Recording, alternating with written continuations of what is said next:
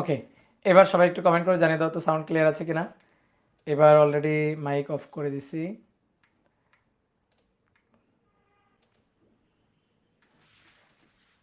ওকে, ঠিক আছে। তো চলো এবার শুরু করি। একটু ফেসবুকটা দেখে নিই, ফেসবুকে ঠিকঠাক আছে আছে।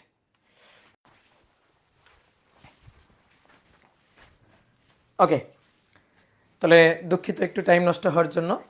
তো আশা করি সবাই ভালো আছো, সবাই সুস্থ আছো। সবাইকে শুভেচ্ছা জানাচ্ছি পর্যাবৃত্ত গতি অধ্যায়ের আজকের সপ্তম ক্লাসে। এর আগের ক্লাসে আমরা সরল ছন্দিতে স্পন্দন গতির আর একটা উদাহরণ আলোচনা করছিলাম। সরল ছন্দিতে স্পন্দন গতির আমরা 3টা উদাহরণ এই অধ্যায়ে আলোচনা করব। তো প্রথমে আমরা স্প্রিংয়ের উদাহরণটা আলোচনা করছি। দেন গত ক্লাসে আমরা পৃথিবীর ব্যাস বা জ্যা বরাবর সুরঙ্গ পথে বস্তুকণার গতি যে সরল ছন্দিতে স্পন্দন গতি, সেইটা আমরা বিভিন্নভাবে ডেরিভেশন করে দেখছি এবং সেই রিলেটেড যে ম্যাথ প্রবলেম হইতে পারে সেগুলো আমরা সলভ করছি। তো আজকের ক্লাসে আমরা আরও একটা যে উদাহরণ আছে সরল ছন্দিতে স্পন্দন গতির, সেই উদাহরণটা নিয়ে আলোচনা করব। তো সরল ছন্দিত স্পন্দন গতির এই উদাহরণটা হচ্ছে সরল দোলকে সরল ছন্দিতে স্পন্দন গতি। অল্প কৌণিক বিস্তারে দোদুল্যমান সরল দোলকের গতি হবে সরল ছন্দিত স্পন্দন গতি। তো এইটা আমরা ম্যাথমেটিক্যালি দেখাবো। দেন এই সরল দোলকের কয়েকটা সূত্র আছে, সেগুলো আমরা আলোচনা করব এবং দেন এই সূত্র রিলেটেড ম্যাথ প্রবলেমগুলো সলভ করব। এই অধ্যায়ের সবচেয়ে ইম্পর্টেন্ট টপিক কিন্তু এটা। এই অধ্যায় থেকে যত ধরনের সৃজনশীল প্রশ্ন আসে তার মধ্যে বলতে পারো 60% সৃজনশীল প্রশ্ন আসে সরল দোলক এই টপিকটার উপর। তো চলো আমরা সেই গুরুত্বপূর্ণ টপিকটা আমরা আলোচনা করি। ঠিক আছে, সাউন্ড ঠিক আছে না বলো তো? কয়েকজন কমেন্ট করছো সাউন্ড ঠিক নাই। সাউন্ড তো ঠিক আছে নাকি? সাউন্ড প্রবলেম, আচ্ছা এক প্রবলেম না, আচ্ছা আচ্ছা, ওকে ওকে দেখছি।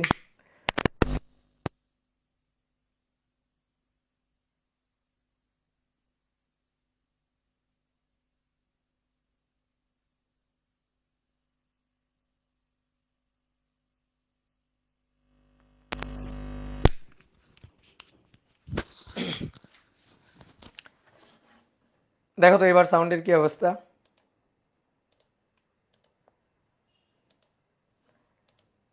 এখন আশা করি ঠিক হবে। সাউন্ডে ভাইব্রেশন হয়, আচ্ছা সাউন্ডে তাহলে সরল ছন্দিতে স্পন্দন গতি হচ্ছে, তাই না?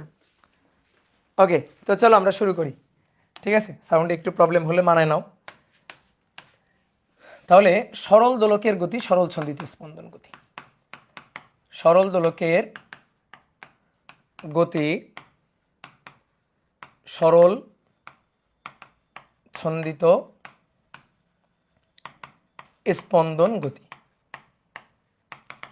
অতি নগণ্য ভরের একটা সুতায় বেঁধে তুমি যদি কোনো একটা বস্তুকে ঝুলাই দাও কোনো একটা দৃঢ় অবলম্বন থেকে, তাহলে সেটাই হচ্ছে একটা সরল দোলক। এবার এটাকে আমি ডান দিকে অথবা বাম দিকে যে কোনো একদিকে নিয়ে গিয়ে যদি ছেড়ে দিই তাহলে এটা এইভাবে দুলতে থাকবে।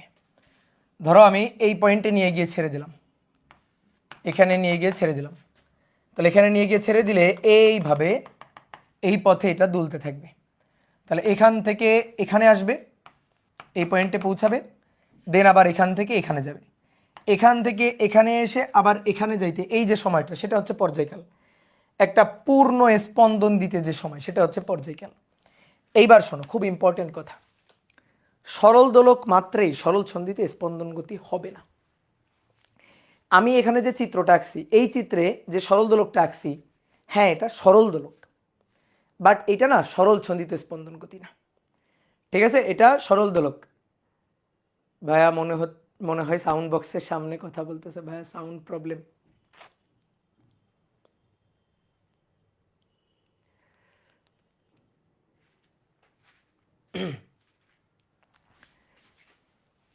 সাউন্ডটা কেমন যেন, সাউন্ডটা বুঝতে পারতেছো তো?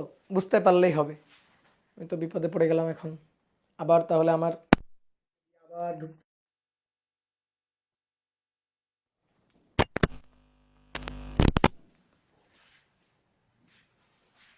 সাউন্ডটা কেমন যেন ঝাপসা ঝাপসা, আচ্ছা ঝাপসা ঝাপসা হলে শোনা যাচ্ছে তো, তাই তো? সাউন্ড শুনতে পাইলেই হবে, বুঝছো?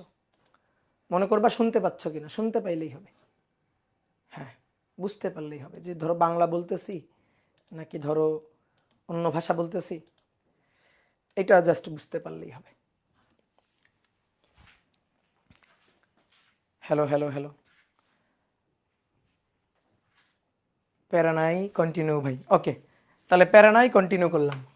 তো শোনো, এবার এই সরল দোলকটাকে আমরা সরল সন্ধিতে স্পন্দন গতি বলতে পারবো না।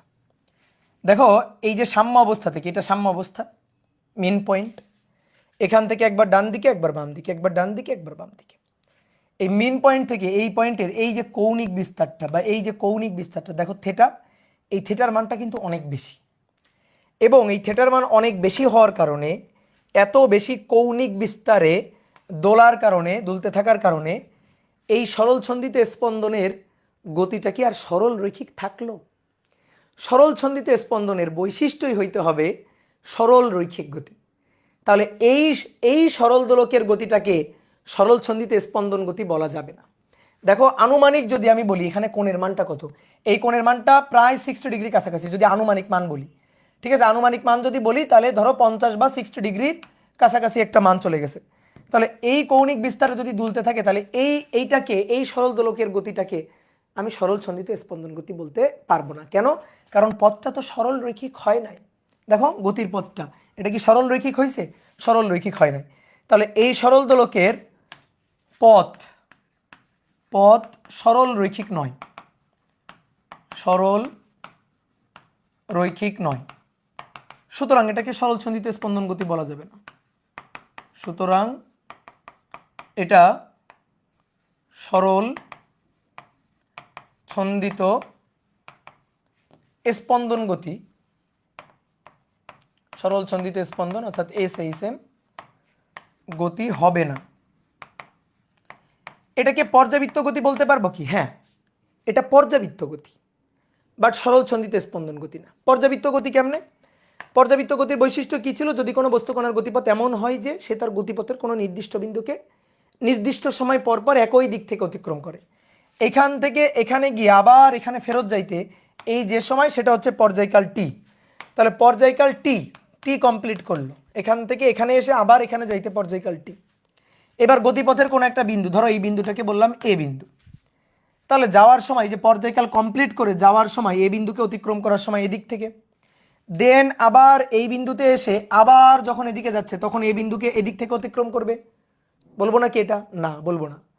কেন বলবো না? কারণ নির্দিষ্ট সময় পর পর পুরো সেন্টেন্সটা কমপ্লিট করতে হবে। সেন্টেন্সটা বলা হচ্ছে কোনো একটা গতিপথের কোনো একটা নির্দিষ্ট বিন্দুকে নির্দিষ্ট সময় পর পর একই দিক থেকে অতিক্রম করে, তাহলে নির্দিষ্ট সময়টা পর্যায়কাল, তাহলে পর্যায়কাল আগে হইতে হবে। তাহলে এখান থেকে এখানে গিয়ে আবার যখন এখানে ব্যাক যাবে টি কমপ্লিট হবে, দেন সে আবার দেখো যাচ্ছে, আবার এখানে এসে এখানে গিয়ে ফিরতে সময় লাগবে পর্যায়কাল টি, সেই টি সময় পর আবার দেখো যাচ্ছে। তাহলে এটা পর্যাবৃত্ত গতি, বাট সরল ছন্দিত স্পন্দন গতি না। তাহলে এটা পর্যাবৃত্ত হবে, পর্যাবৃত্ত গতি হবে, বাট এসএইচএম হবে না। সরল ছন্দিত স্পন্দন গতি হইতে গেলে তাকে সরল রৈখিক হইতে হবে। তাহলে কি সরল দোলকের সরল ছন্দিত স্পন্দন গতি হবে না? হবে। কোণের মানটা কমায় নিয়ে আসতে হবে। তুমি চিন্তা করো, যদি এমন হইতো, ধরো স্পন্দিত হচ্ছে কিন্তু খুবই অল্প কৌণিক বিস্তারে এভাবে স্পন্দিত হচ্ছে, দেখো এই যে এখান থেকে এখানে, এখানে, এখানে, এখানে, এই কোণের মানটা দেখো খুবই কম, তাহলে তখন এই গতিটাকে দেখো, এই গতিটাকে, হ্যাঁ এটা একটা বড় বৃত্তপথের একটা অংশ, বাট একটা ছোট পোর্শন, ছোট একটা পোর্শন, এটাকে যদি আমরা চিন্তা করি তাহলে সেটা কেমন? সরল রৈখিক। তাহলে এটা সরল রৈখিক গতি হবে যখন থিটার মান অনেক কম হবে। তাহলে আমরা থিটা অল্প কৌণিক বিস্তারে, সেই কৌণিক বিস্তারটা কত হবে? নর্মালি সেটা 4 ডিগ্রির কম বা 4 ডিগ্রির সমান। 4 ডিগ্রির বেশি হইলে ওইটাকে আর আমরা গ্রহণযোগ্য ধরবো না। ঠিক আছে, এই মানটা আমরা, এই যে থিটা কৌণিক বিস্তারের মানটা কত ধরবো? 4 ডিগ্রির কম বা তার সমান।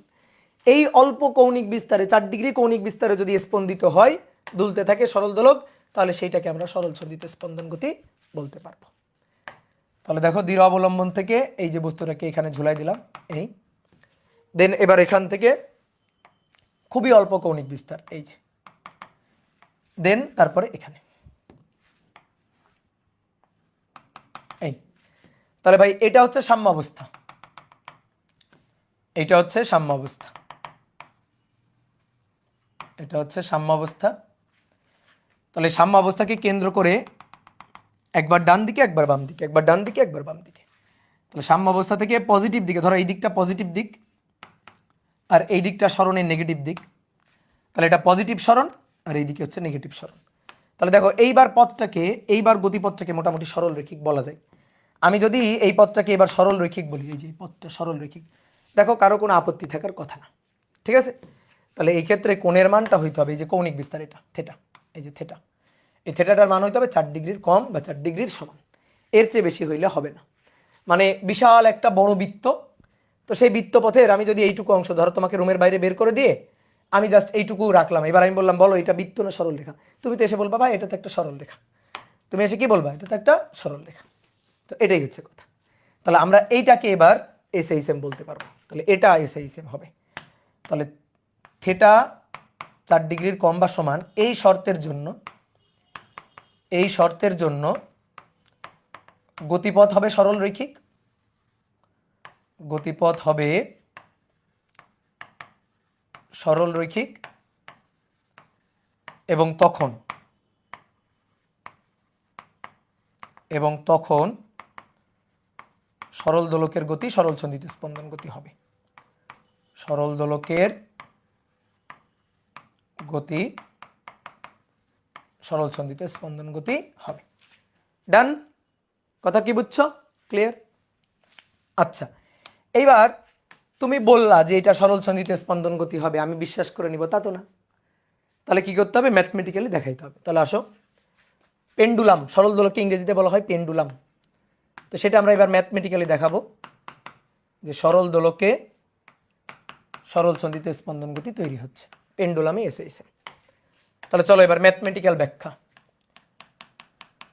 একটা দৃঢ় অবলম্বন থেকে সুতায় বেঁধে একটা বস্তুকে ঝুলাই দিবা, এটা হচ্ছে সরল দোলক। কৌণিক বিস্তার অনেক কম, কত? 4 ডিগ্রির কম বা সমান, এই যে এরকম, এই যে কোণের মানটা থিটা 4 ডিগ্রির কম বা সমান, এইদিকে এই যে থিটা,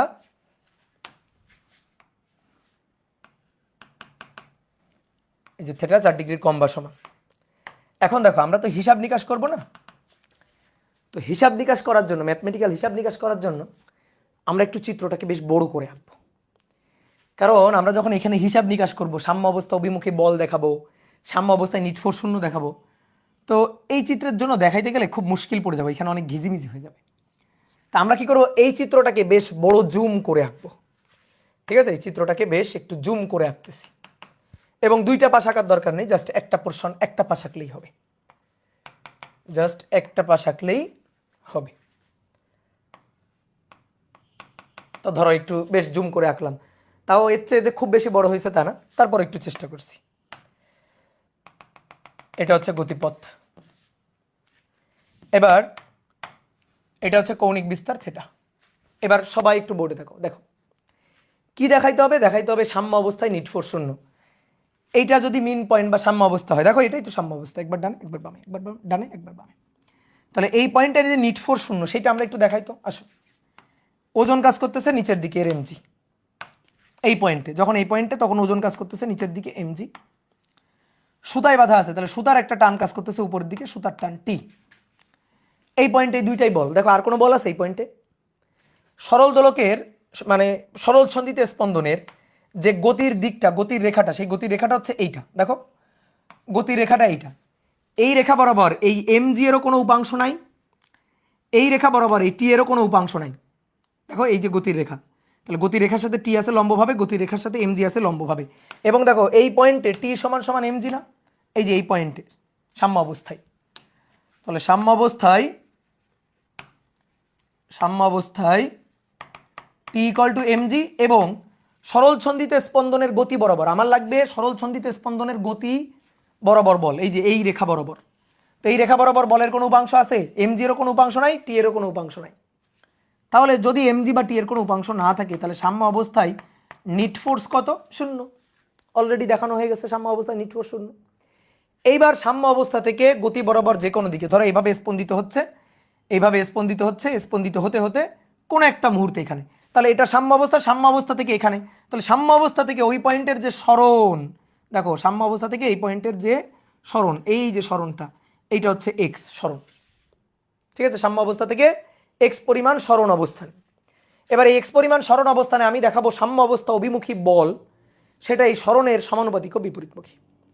ধরো আমরা এই দিকটাকে ধরলাম পজিটিভ দিক, এই দিকটা পজিটিভ দিক, তাহলে এই দিকে যারা যারা কাজ করবে তারা নেগেটিভ। ধরো এটা এক্স অক্ষের ধনাত্মক দিক, তাহলে এটা এক্স অক্ষের ঋণাত্মক দিক, তাহলে এদিকে যারা কাজ করবে তাদের যদি পজিটিভ ডিরেকশন থাকে তাহলে এদিকে যারা কাজ করবে তারা নেগেটিভ ডিরেকশনে, তাহলে এক্স কিন্তু অলরেডি পজিটিভ ডিরেকশনে আছে। এইবার আসো এই পয়েন্টে দেখি বল আছে কিনা। তাহলে এই পয়েন্টে ওজন এমজি কাজ করতেছে নিচের দিকে, দেখো ভালো করে বোঝো, এই পয়েন্টে ওজন এমজি কাজ করতেছে নিচের দিকে, এমজি।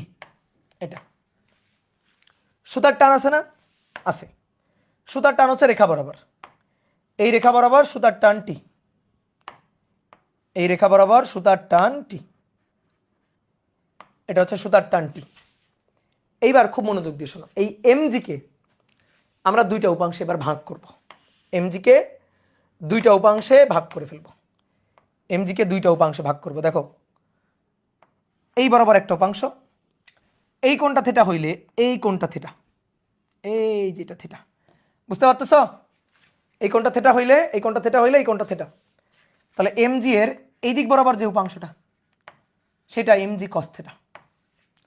আর একে দুইটা উপাংশে ভাঙতেছি, এমজি কে দুইটা উপাংশে, এমজি ভেঙে দুইটা উপাংশ।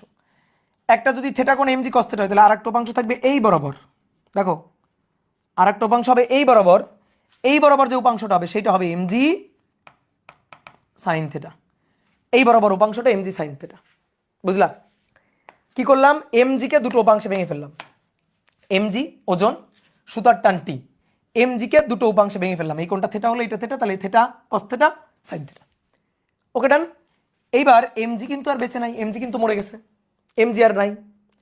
কি আছে? টি আছে, এমজি কস থিটা আছে, এমজি সাইন থিটা আছে। টি এর বিপরীতে এমজি কস থিটা, টি এর বিপরীতে যদি এমজি কস থিটা হয় তাহলে টি সমান সমান এমজি কস থিটা। কিন্তু আমার লাগবে সরল ছন্দিতে স্পন্দনের জন্য সাম্য অবস্থা অভিমুখী বল। বলো তো ভাই, সাম্য অবস্থা অভিমুখী বল কোনটা? বলো, সাম্য অবস্থা অভিমুখী বল কোনটা? সাম্য অবস্থার দিকে বল কোনটা? এমজি সাইন থিটা, এই যে সাম্য অবস্থার দিকে বল। তাহলে সাম্য অবস্থা অভিমুখী যে বল এফ সেটা এমজি সাইন থিটা। এইবার যদি একটু ডিরেকশন সহ বলি, এই দিকটা পজিটিভ দিক, তাহলে সরণটা পজিটিভে, দেখো এক্স কিন্তু পজিটিভ, সরণ হচ্ছে পজিটিভ ডিরেকশনে আছে। আর এমজি সাইন থিটা এই যে বলটা, এই বলটা নেগেটিভ ডিরেকশনে আছে না? তাহলে এর আগে এই যে একটা মাইনাস, ঠিক আছে? বলটা কোন দিকে? এই দিক বরাবর, অর্থাৎ এই দিক বরাবর, ঠিক আছে? এদিক বরাবর থাকার কারণে সেটা নেগেটিভ ডিরেকশনে, তো নেগেটিভ ডিরেকশনের সামনে কি একটা মাইনাস, তাহলে এখানে একটা মাইনাস দিয়ে দিলাম। এইটা তাহলে সাম্য অবস্থা অভিমুখী বল এক্স পরিমাণ সরণ অবস্থানে, ঠিক আছে? আচ্ছা, কারো যদি খুব বেশি সাউন্ডে প্রবলেম হয় তাহলে সে একটু এফবিতে চলে যাও, এফবিতে নাকি সাউন্ড খুব ক্লিয়ার আছে, ঠিক আছে? ওকে, তাহলে সাম্য অবস্থা অভিমুখী বল F equal to mg sine theta minus mg sine theta. Minus কি মিন করছে? দিক, ডিরেকশনটা মিন করছে। কথা বুঝছো? দেখো, না বুঝলে আমি একটু বড় করে আঁকি, এটা হচ্ছে থিটা, তোমার আঁকার দরকার নেই, এই যে একটু বড় করে আঁকলাম, হয় কি এই কোণটা বড় করে আঁকলে জিনিসটা ভালো বোঝা যায়, কিন্তু আসলে তো কোণের মান অনেক ক্ষুদ্র, তো চিত্র তো এইভাবে আঁকা উচিত আসলে। এই পয়েন্টে এটা এমজি, সুতার টান টি। এবার আমি কি করব, এই এমজি কে দুটো উপাংশে ভাঙবো, এটা থিটা হলে এটা থিটা, তাহলে এদিক বরাবর এমজি কস থিটা আর এদিক বরাবর mg sine theta, mg sine theta. আর এইটা হচ্ছে সাম্য অবস্থা থেকে সরণ এক্স, এই যে সাম্য অবস্থা থেকে সরণ এক্স। বুঝতে পারছো? ক্লিয়ার? তাহলে এবার সাম্য অবস্থা অভিমুখী বল আমরা পেয়ে গেলাম। কি দেখাইতে হবে? দেখাইতে হবে এই বলটা সরণের সমানুপাতিক ও বিপরীতমুখী। দেখি আমরা দেখাইতে পারি কিনা, সবাই একটু তাকাও, বোর্ডে তাকাও, দেখো দেখি দেখাইতে পারি কিনা। F equal to minus mg, আচ্ছা F equal to minus mg sine theta. Theta খুব ক্ষুদ্র হলে, আমরা ছোটবেলায় শিখে আসছিলাম, থিটা খুব ক্ষুদ্র হলে, জীবনে বহুতবার এটা আমরা করছি, সাইন থিটা সমান সমান কি? থিটা। তাহলে সাইন থিটাকে কি লেখা যায়? থিটা লেখা যায়, থিটা যদি খুব ক্ষুদ্র হয়, ঠিক আছে? সাইন থিটা ট্যান থিটা এবং থিটা সমান, তা আমরা সেটাই করলাম। এইবার একটু সবাই বোর্ডে তাকাও, দেখো এই যে সরল দোলকটা এরকম ভাবে দুলছে না? তো সাম্য অবস্থা থেকে এইটা হচ্ছে সরণ, দেখো ভালো করে খেয়াল করো, এইটা হচ্ছে সরণ এক্স, এই যে এটা হচ্ছে সরণ এক্স। তো থিটা যদি খুবই ক্ষুদ্র হয় তাহলে এইটা আর এই এক্স এই দুইটা আসলে প্রায় সেম। থিটা যদি খুবই ক্ষুদ্র হয় তাহলে এইটা আসলে প্রায় সেম, এই যে তাহলে এইটাই হচ্ছে সরণ এক্স। এই যে দেখো এবার সরণ এক্স, এই কোণটা থিটা। এটা যদি কেন্দ্র চিন্তা করি আর এটা যদি এরকম এই যে বৃত্তাকার পথ চিন্তা করি, তাহলে দেখো তো এখান থেকে এই দৈর্ঘ্যটা, অর্থাৎ এই যে সুতার যে কার্যকর দৈর্ঘ্য, সুতার যে দৈর্ঘ্যটা, এটা কার্যকর দৈর্ঘ্য সুতার, এই সুতার যে কার্যকর দৈর্ঘ্য, এটাকে আমরা এল বলতে পারি না, এল। তাহলে পুরো এই যে দেখো এটা কিন্তু একটা বৃত্ত হয়ে যাচ্ছে, দেখো এটা একটা বৃত্ত, তাহলে সেই বৃত্তের ব্যাসার্ধ হচ্ছে এল, সুতার দৈর্ঘ্যটা বৃত্তের ব্যাসার্ধ এল। বৃত্তের ব্যাসার্ধ যদি এল আর হয় আর কি, ব্যাসার্ধ আর হয়, এটা যদি কেন্দ্রে উৎপন্ন কোণ থিটা হয়, তাহলে দেখো তো ভাই এটা একটা বৃত্তচাপের দৈর্ঘ্য না? এই বৃত্তচাপের দৈর্ঘ্যটাকে আমরা এস হিসাবে চিনতাম না ছোটবেলায়, এস বৃত্তচাপের দৈর্ঘ্য এস, বুঝছো এটা? তাহলে S equal to R theta, দেখো ছোটবেলায় শেখা, মনে পড়ে কিনা? S equal to R theta, S এর জায়গায় বসবে এক্স, আর এর জায়গায় বসবে এল, আর থিটার জায়গায় তো থিটা আছেই, তাহলে অতএব theta equal to x by L না? তাহলে এখানে থিটা আছে, ওইটা আমরা একটু বসাইতে চাই। তাহলে F equal to minus M G, থিটার জায়গায় x divided by L. Okay, এবার F equal to minus M G, M বস্তুটার ভর, জি ওই স্থানে অভিকর্ষ ত্বরণ, এল কার্যকর দৈর্ঘ্য সুতার দৈর্ঘ্য, এক্স হচ্ছে সাম্য অবস্থান থেকে সরণ। তাহলে ভাই এইটা তো ধ্রুবক, এম জি এল এটা তো ধ্রুবক, তাই না? বলো থিটা কি রেডিয়ানে? হ্যাঁ অবশ্যই থিটা রেডিয়ানে, S equal to R theta, theta রেডিয়ানে। এম জি এবং এল ধ্রুবক না? এবার তুমি বলো সরল ছন্দিত স্পন্দনের সরণের সমীকরণ কি জানো তুমি? F equal to minus K x, তাহলে মিলাও, এই যে এটার সাথে মিলাও, M G L, M G divided by L মানে কে। তাহলে হয়েছে বল সরণের সমানুপাতিক ও বিপরীতমুখী, তুমি পাইছো? তাহলে এটা সরল ছন্দিত স্পন্দনের বৈশিষ্ট্যগুলো মানতেছে। সরল রৈখিক গতি, এই যে সরল রৈখিক গতি, থিটা যদি খুবই কম হয়, এটা কিন্তু শর্ত, ঠিক আছে? এই যে আমরা একটা গোজামিল দিছি, থিটা খুব ক্ষুদ্র হলে সাইন থিটা সমান সমান থিটা, কেন? কারণ ওই যে থিটা খুব ক্ষুদ্র বিধায় এটা দিতে পারছি, না হলে তো পারতাম না, না হলে সাইন থিটা সমান সমান থিটা লিখে theta equal to x by L বসাইতে পারতাম? পারতাম না তো। তাহলে পারছি কেন? থিটা খুব ক্ষুদ্র বিধায়। আর থিটা খুব ক্ষুদ্র হওয়ার কারণে, কারণে সরল রৈখিক গতি, পর্যাবৃত্ত গতি, স্পন্দন গতি, সাম্য অবস্থায় নিট ফোর্স শূন্য, সাম্য অবস্থা থেকে সরণ অবস্থানে, সাম্য অবস্থা অভিমুখী বল সরণের সমানুপাতিক ও বিপরীতমুখী। ঠিক আছে, কথা কি বুঝতে পারছো? ক্লিয়ার? তাহলে বল সরণের সমানুপাতিক ও বিপরীতমুখী হয়ে যাচ্ছে। এইবার আমরা চাই পর্যায়কাল বের করতে, তাহলে পর্যায়কাল টি বের করতে চাই, পর্যায়কাল টিটা বের করতে চাই। বলো টিটা বের করতে পারবা কিনা? তুমি যদি গত ক্লাসটা করে থাকো বা এর আগের দুইটা উদাহরণ যদি তুমি বুঝে থাকো, তাহলে এখন তোমার টি বের করা কোনো ব্যাপারই না। তুমি কম্পেয়ার করো, সাইন থেটা কেমনে থেটা হলো, এটা 9-10-এ হয়েছিল, ইন্টারমিডিয়েটে তো এটা হয় নাই। সাইন থেটা যে থেটা, এটা 9-10-এ হয়েছিল, বুঝছো? ছোটবেলায় থেটা খুব ক্ষুদ্র হলে সাইন থেটা এবং ট্যান থেটা এবং থেটা পরস্পর সমান, এটা আমরা ছোটবেলায় জেনে আসছি। আর যদি তুমি না জানো, তাহলে তুমি আপাতত একটু ক্যালকুলেটারে চেক করে দেখবা, ক্যালকুলেটারে 2 ডিগ্রি বসায় দেখবা সাইন 2 ডিগ্রি কত হয়, সাইন ট্যান 2 ডিগ্রি কত হয়, দেখবা সব সেম প্রায়। তো থেটা যদি খুব ক্ষুদ্র হয়, তাহলে সাইন থেটা সমান সমান ট্যান থেটা, এটা আমরা জানি আগে থেকে, আমরা অনেক বুদ্ধিমান না, এটা আমরা জানি আগে থেকে। ওকে, তাহলে এবার কি করতে হবে? পর্যায়কাল বের করতে হবে। কেমনে? কে পেয়ে গেছো না? কে পেয়ে গেলে তো কাজ শেষ। আমরা যে কোনো সরল ছন্দিত স্পন্দনের ক্ষেত্রে পর্যায়কাল টি সমান সমান কি জানি?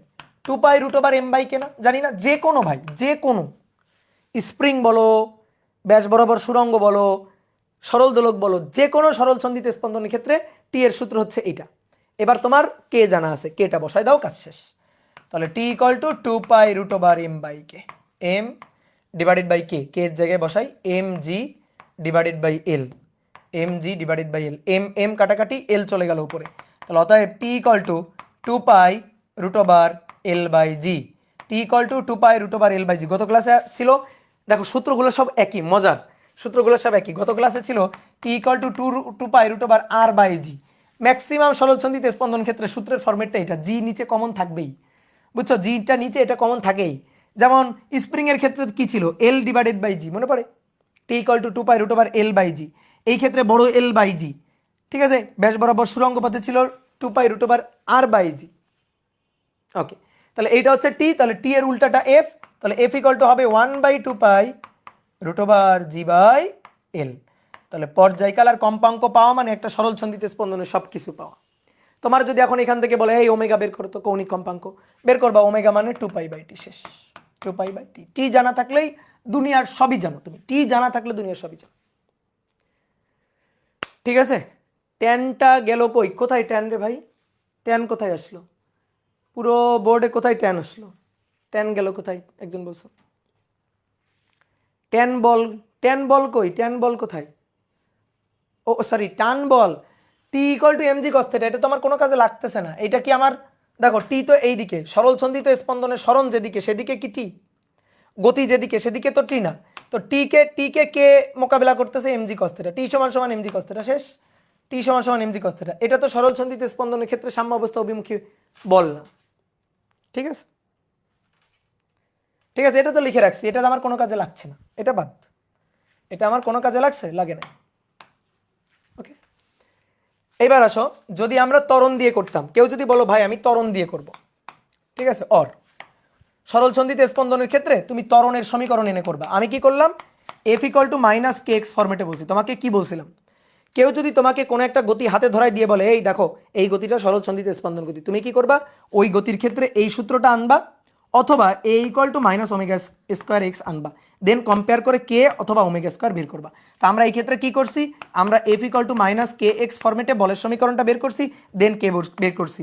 আমরা যদি চাই এ বের করে than minus omega square x, এখান থেকে ওমেগা বের করব, তাও সম্ভব কিনা? হ্যাঁ সম্ভব, কোনো ব্যাপার না, সম্ভব, কোনো ব্যাপার না।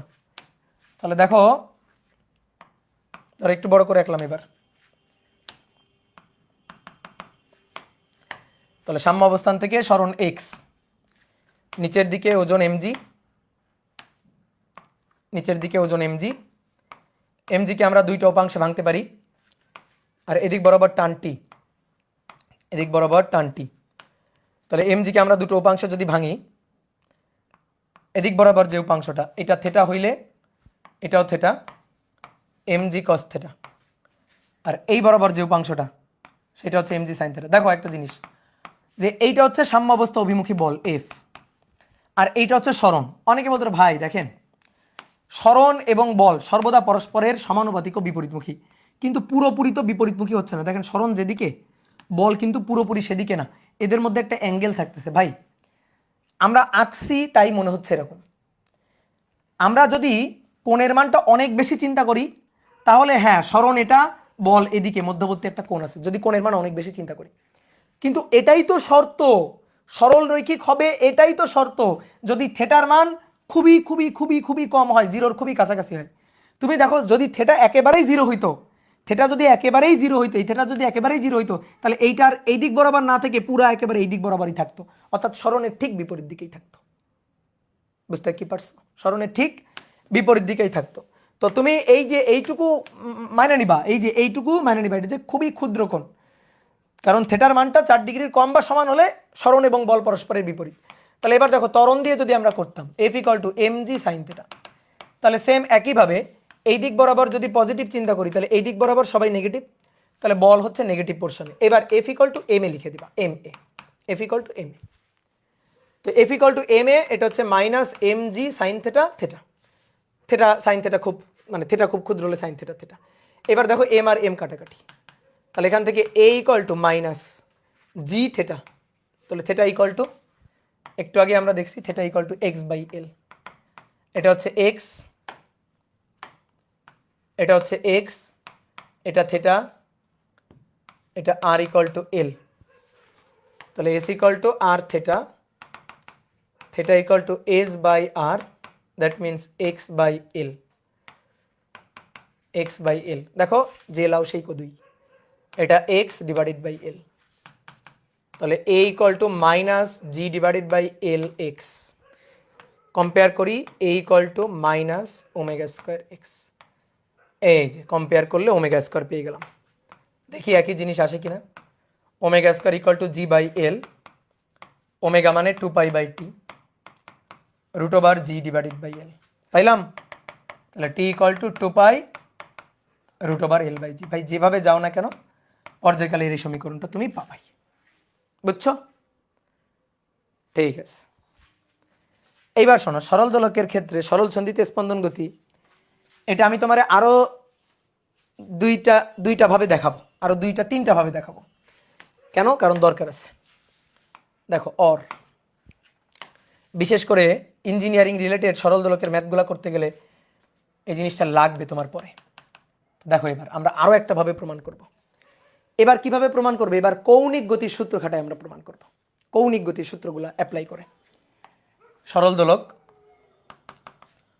অল্প কৌণিক বিস্তারে ধরো এই পয়েন্টে আছে,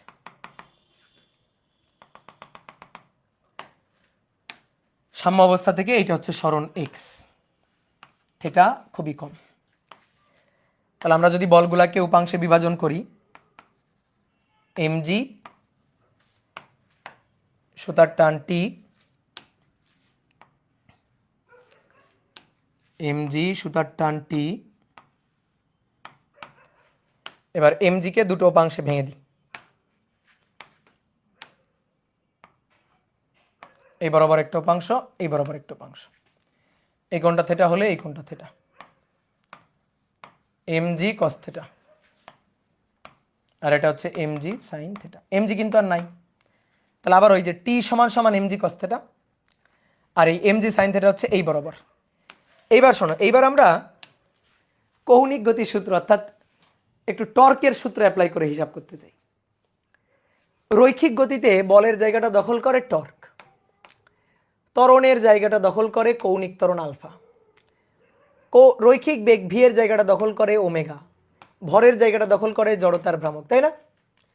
তাহলে তুমি যদি এগুলো মোটামুটি জানো, তোমার যদি চতুর্থ অধ্যায়ের জ্ঞান থাকে, তাহলে এবার আমরা কৌণিক গতির ক্ষেত্রেও আমরা এটা দেখাইতে পারবো কৌণিক গতির সূত্র দিয়ে।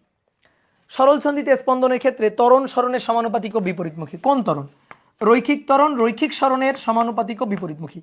তাহলে যদি এইটা হয় তাহলে অবশ্যই সরলছন্দিতে স্পন্দনের ক্ষেত্রে কৌণিক ত্বরণ আলফা, সেটা কৌণিক সরণ কি থিটা, তার সমানুপাতিক ও বিপরীতমুখী। তাহলে সূত্রটা কৌণিক ফরম্যাটে এরকম হবে, সূত্রটা কৌণিক ফরম্যাটে এরকম হবে, এফ ইকুয়াল টু যদি মাইনাস কে এক্স হয় তাহলে টর্ক ইকুয়াল টু হবে মাইনাস কে থিটা, এটা হবে এক্স এর জায়গায় থিটা কৌণিক সরণ, বলের জায়গায় টর্ক, তাহলে সূত্রের ফরম্যাটগুলো এরকম হবে।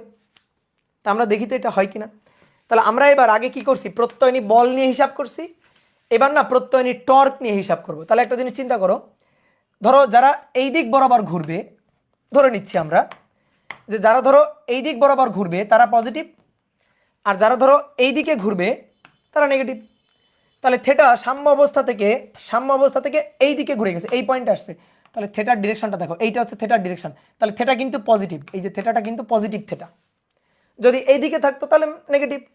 এইবার তুমি দেখো এই যে বলটা এমজি সাইন থিটা, সেটা এই দিক বরাবর, ঠিক আছে, আর এই যে এটা হচ্ছে সরণ এক্স। তাহলে আমরা না এবার প্রত্যয়নী বলের জায়গায় প্রত্যয়নী টর্কের হিসাবটা করব। তুমি একটা জিনিস চিন্তা করে দেখো তো, এই যে সরল দোলকের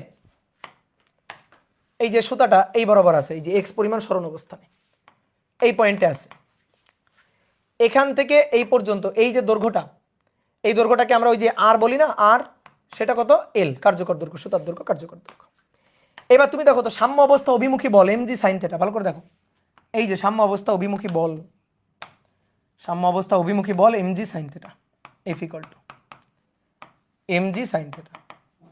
এই এমজি সাইন থিটা বলটাই সাম্য অবস্থায় নিয়ে যাওয়ার চেষ্টা করতেছে না, এই এমজি সাইন থিটা বলটাই সাম্য অবস্থায় নিয়ে যাইতে চাইতেছে না, সাম্য অবস্থা অভিমুখী বল। এই কোণের মানটা কত একটু দেখেই বলো না, বলো, এই যে এখান থেকে দেখে বলো, এই যে কোণের মানটা, এই কোণের মানটা কত? 90 ডিগ্রি না? এই যে এই কোণটা 90 ডিগ্রি না? ইয়েস, তাহলে এই যে কোণের মানটা 90 ডিগ্রি। Good, very good. তাহলে দেখো তো, চিন্তা করো, এরকম একটা লাঠি, এই লাঠিটাকে এই পয়েন্টে ধরে কেউ এই দিকে ধাক্কা দিচ্ছে, এই পয়েন্টে ধরে কেউ এই দিকে ধাক্কা দিচ্ছে, তাহলে ঘুরে যাবে না? বলো ইয়েস অর নো, যাবে কিনা ঘুরে? তাহলে ঘুরে গেলে টর্ক প্রযুক্ত হইল না, এটা ঘূর্ণন অক্ষ, এই যে এটা হচ্ছে ঘূর্ণন অক্ষ। তাহলে এই ঘূর্ণন অক্ষ, এই যে রেখাটা, এই রেখার উপর এই যে বল প্রয়োগ হচ্ছে, এই যে এখানে বল প্রয়োগ হচ্ছে, এখানে এইভাবে বল প্রয়োগ হয়ে এইভাবে ঘুরাই নিয়ে আসতেছে, তাহলে কি একটা টর্ক প্রযুক্ত হচ্ছে না? তো টর্কটা কোন দিকে ঘুরতেছে, এইদিকে ঘুরতেছে টর্ক, এই যে প্রত্যয়নী টর্ক। তাহলে সেই প্রত্যয়নী টর্কের মান বের করব। তো সূত্র কি, টর্কের সূত্র কি? আর এফ সাইন থিটা, ভালো করে বোঝো, টর্কের সূত্রটা কি? আর এফ সাইন থিটা। এইবার সবাই লেখা থামাও। টর্কটা কোন ডিরেকশনে? এইদিকে না? তা আমরা কি ধরছি, এইদিকে যারা যাবে, এইদিকে যারা ঘুরবে তারা প্লাস, এইদিকে যারা ঘুরবে তারা প্লাস, এইদিকে যারা ঘুরবে তারা কি মাইনাস। তাহলে টর্কের মানটার আগে এখানে দিয়ে দিলাম মাইনাস প্রত্যয়নী টর্ক। এখন একটু মান বসাবো। আসো দেখো, আর এর মান হচ্ছে এল, বসালাম। এফ এর মান ভালো করে বুঝো, এফ এর মান কিন্তু এটা, এফ এর মান mg sin থিটা। একটা জায়গায় গিয়ে ঝামেলা হবে, সেটা ভালো করে বুঝো। এফ এর মান mg sin থিটা, ঠিক আছে। এবার আরো একটা সাইন থিটা, সাইন থিটা, এবার sine theta sine theta sine square theta. উত্তর হচ্ছে না রে ভাই, এই জায়গাটাই তুমি ভুল করবা। এবার খুব ভালো করে বুঝো, দেখো এই থিটার পরিচয় কি, এই থিটার পরিচয় কি, এই থিটার পরিচয় হচ্ছে আর এবং এফ এর মধ্যবর্তী কোণ, ব্যাসার্ধ ভেক্টর আর এবং বল ভেক্টর এফ, তাদের মধ্যবর্তী কোণ হচ্ছে থিটা। তুমি বলো তো, এই যে আর আর এই যে এফ, তাদের মধ্যবর্তী কোণটা কত? 90 ডিগ্রি। এই কোণটা কত ডিগ্রি? 90 ডিগ্রি। তাহলে এই যে থিটার মানটা, এটা 90 ডিগ্রি, এই থিটার মানটা 90 ডিগ্রি। তাহলে এখন আসো, এখন তুমি এফ এর মানটা বসাও। এফ হচ্ছে mg sin থিটা, এই থিটা মানে এটা, আর এই 90 ডিগ্রি মানে এটা, বুঝলা? দুইটার মধ্যে পার্থক্য বুঝবা ভালো করে। তাহলে এখানে বসাই mg sin থিটা, আর এটা তো sin 90 ডিগ্রি 1, sin 90 ডিগ্রি 1। তাহলে টর্ক ইকুয়াল টু কত? Torque equal to I alpha. বোর্ডে দেখো, torque equal to I alpha, জানো তো? জানো না টর্কের সূত্র? F equal to M A জানো? এটা তো জানো নাকি? এফ এর জায়গা দখল করবে টাউ, এম এর জায়গা দখল করবে আই, এর জায়গা দখল করবে আলফা। বসালাম সেটা, minus L M G sine theta. এই যে থেটা খুব ক্ষুদ্র হলে সাইন থেটা মানে থেটা, সাইন থেটা মানে থেটা, ঠিক আছে, বুঝছো? এবার আই জড়তার ভ্রামক, চিন্তা করো, এটা হচ্ছে ঘূর্ণন অক্ষ। এই যে এটা ঘূর্ণন অক্ষ, ঘূর্ণন অক্ষ থেকে এই যে দূরত্বে একটা বস্তু, এম ভরের একটা বস্তু, এখান থেকে এই বিন্দুর দূরত্ব কত? দূরত্ব আর, এম দূরত্ব কত? আর। তো এই আর মানে কত? এল। তাহলে জড়তার ভ্রামক, বিন্দু ভরের জন্য জড়তার ভ্রামক I equal to M R square. তাহলে এখানে হবে এম এল স্কোয়ার। বসাই জড়তার ভ্রামকের সূত্র, আয়ের জায়গায় বসাই দিলাম এম এল স্কোয়ার। এবার সবাই বোর্ডে থাকো, minus L M G theta, M M কাটা, লাগবে আলফা। তাহলে অতএব আলফা ইকুয়াল টু দেখো minus G L divided by L square into theta. Alpha equal to minus উপরে জি নিচে এল ইন্টু থেটা, উপরে জি এল এল স্কোয়ার কাটাকাটি করে নিচে এল ইন্টু থেটা, বুঝছো? আলফা কি? কৌণিক ত্বরণ। দেখো এখন মজাটা পাবা, আলফা কৌণিক ত্বরণ, থেটা কৌণিক সরণ। রৈখিক ত্বরণ রৈখিক সরণের সমানুপাতিক ও বিপরীতমুখী, তাহলে কৌণিক ত্বরণ কৌণিক সরণের থেটার সমানুপাতিক ও বিপরীতমুখী হইতে হবে, ঠিক আছে? তাহলে দেখো তো alpha equal to minus G divided by L theta. তাহলে কম্পেয়ার করলে alpha equal to minus omega square theta, minus omega square theta, then compare করে ওমেগা স্কোয়ার, শেষ। কি কথা বুঝছো? দেখো পেয়ে গেছি। কেউ যদি বলো ভাই আমার এখান থেকে হিসাব করে দেখা যান, এখান থেকে আপনি A equal to minus omega square এক্সে চলে যান, আমি যাইতে পারবো, আমি যাইতে পারবো। দেখো তো তোমাদের মনোটনে পড়ে কিনা, মনোটনে পড়ে কিনা যে A equal to R alpha, দেখো মনে পড়ে কিনা, এ ইকুয়াল টু আর আলফা, ঠিক আছে, মনে পড়ে? ট্যানজেনশিয়াল এক্সেলারেশন, এই যে বলটা, বল তো আসলে দুই ধরনের হয়, একটা মানে কেন্দ্রমুখী বল, কেন্দ্রমুখী ত্বরণ, আর একটা হচ্ছে ট্যানজেনশিয়াল, ঠিক আছে, স্পর্শী ত্বরণ। তো এটা তো স্পর্শী বলের জন্য, এই যে টর্কটা, এই টর্কটা কোন বলের জন্য? স্পর্শী বলের জন্য হয়েছে না, এই বরাবর। তাহলে এই বরাবর যে ত্বরণটা, এই বরাবর যে ত্বরণ, এই দিক বরাবর যে ত্বরণ এটি, সেই এটিটাই হচ্ছে এ, এই বরাবর ত্বরণ এ। তাহলে A equal to R alpha, এই যে A equal to R alpha, তাহলে যদি বসাই তাহলে আলফা ইকুয়াল টু কত হবে? Alpha equal to A by R. A ত্বরণ ট্যানজেনশিয়াল এক্সেলারেশন, স্পর্শকীয় ত্বরণ, এই বরাবর ত্বরণ, কেন্দ্রমুখী না কিন্তু, এসি না, এসি কিন্তু না। তাহলে এটি বা এ লিখলাম সেটাকে, এই এ ডিভাইডেড বাই আর, আর মানে তো এল, আর মানে তো এল, ঠিক আছে? তাহলে অতএব alpha equal to A by L, সেটাই বসালাম, A by L minus G divided by L. Okay, এবার আসো থেটা, থেটাকে ভাঙবো। তো একটু আগেই তো ভাঙা আছে, S equal to R theta, S equal to R theta. তাহলে এস এর জায়গায় এক্স, আর এর জায়গায় এল থেটা, একটু আগে ভাঙা আছে। তাহলে theta equal to x by L, theta equal to x divided by L. তাহলে এবার আসো দেখো তো এল এল কাটাকাটি না, তাহলে এল আর এল যদি কাটাকাটি যায় তাহলে অতএব A equal to minus G divided by L X. ভাই তুমি কেমনে প্রমাণ করতে চাও, যেমনে প্রমাণ করতে চাও তেমনি সম্ভব। তাহলে অতএব A equal to minus omega square X. তাহলে ওমেগা পাইছো, এই যে ওমেগা, এই যে কম্পেয়ার করে ওমেগা, বুঝলা, এই যে এটা। তাহলে omega square equal to G divided by L. তাহলে এখান থেকে সেম একইভাবে T equal to 2 pi root over L by G. এই প্রসেসটা মাথায় রাখিও কিন্তু, এই প্রসেসটা লাগবে কিন্তু, ঠিক আছে। এরপরে দেখবা কিছু কিছু ম্যাথ করতে গিয়ে এই প্রসেসটা দরকার, তো ভালো করে এই প্রসেসটা মাথায় রাখবা। আমি তো আলফার থিওরি দিয়ে, হ্যাঁ তুমি হবে, এখান থেকেও যদি বের করতে চাও তাও হবে, কোনো ব্যাপার না। এখান থেকে যদি হিসাব করতে চাও কোনো ব্যাপার না, সম্ভব। আমি সবই ভেঙে চুরে দেখাই দিলাম, ঠিক আছে। ওকে, অর অর এবার আসো আমরা একটু শক্তির কনসেপ্ট দিয়ে করব, এটাও বেশ মজার, ঠিক আছে। যত দেখবা দেখবা তত মজা পাচ্ছ। এবার একটা শক্তির কনসেপ্ট দিয়ে করব। তাহলে দেখো সাম্য অবস্থা থেকে এইভাবে স্পন্দিত হচ্ছে, তো স্পন্দিত হতে হতে কোনো একটা মুহূর্তের অবস্থা হচ্ছে এটা, কোনো একটা মুহূর্তের অবস্থা এটা। ভাই এইটা না সাম্য অবস্থা, এই যে এইটা না সাম্য অবস্থা,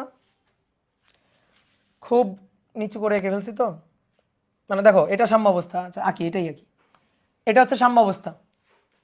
তো সাম্য অবস্থা থেকে দেখো তো এই পয়েন্টে, এটা তো সাম্য অবস্থায় আছে, কিন্তু এই পয়েন্টে সাম্য অবস্থা থেকে এই যে ভার কেন্দ্র মানে এর মধ্যবিন্দু এই এতটুকু উপরে উঠে গেছে না, এই যে এতটুকু, এই এতটুকুকে আমরা বললাম ধরো ওয়াই, এতটুকুকে বললাম ওয়াই সাম্য অবস্থা থেকে।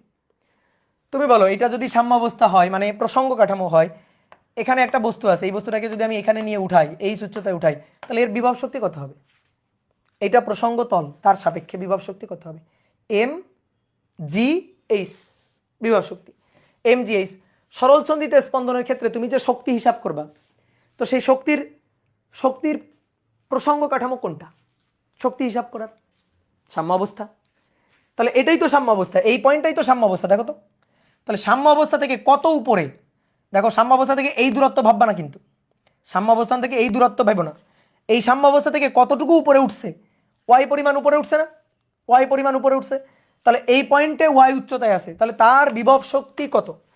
তাহলে তার বিভব শক্তি EP equal to potential energy, that is M G Y, M G Y বিভব শক্তি, ঠিক আছে। এবার শোনো সরল ছন্দিত স্পন্দনের, লেখা বাদ দাও, সরল ছন্দিত স্পন্দনের বিভব শক্তির সূত্র আমরা কি জানি? Half K x square. তাহলে আমরা চেষ্টা করব এই বিভব শক্তির সূত্রটাকে এই ফরম্যাটে আনার। লাভ কি হবে? এই সূত্রটাকে যদি এই ফরম্যাটের মধ্যে আনতে পারি, ইপি এর সাথে ইপি মিলাবো, সমান চিহ্নের সাথে সমান চিহ্ন মিলাবো, এক্স স্কয়ারের সাথে এখানে যদি এক্স স্কয়ার আনতে পারি মিলাবো, যা পড়ে থাকবে সেটাই হাফ কে দেন কে পেয়ে যাব, কে পেয়ে গেলে পর্যায়কাল টি পেয়ে যাব। আমার সরল ছন্দিত স্পন্দনের ক্ষেত্রে পর্যায়কাল বের করতে গেলে হয় কে দরকার, নয়তো ওমেগা দরকার, কে দরকার ওমেগা দরকার, বুঝছো? তাহলে এবার সবাই এক ধ্যান গানে বোর্ডে দেখো, এখান থেকে এই পর্যন্ত, এই যে কেন্দ্র পর্যন্ত দেখো, এই যে তোমরা কার্যকর দৈর্ঘ্য যেটা বলতেছি, যেটাকে আমরা এল বলতেছি, এলটার একটু পরিচয়টা ভালো করে বুঝে নিও। এই যে সরল দোলকের ববটা, এটাকে বলা হয় সরল দোলকের বব, বুঝছো? তো এটা দৃঢ় অবলম্বন। কার্যকর দৈর্ঘ্য সেটা হচ্ছে সুতার দৈর্ঘ্য, এখান থেকে এইটুকু হচ্ছে সুতার দৈর্ঘ্য, বুঝছো?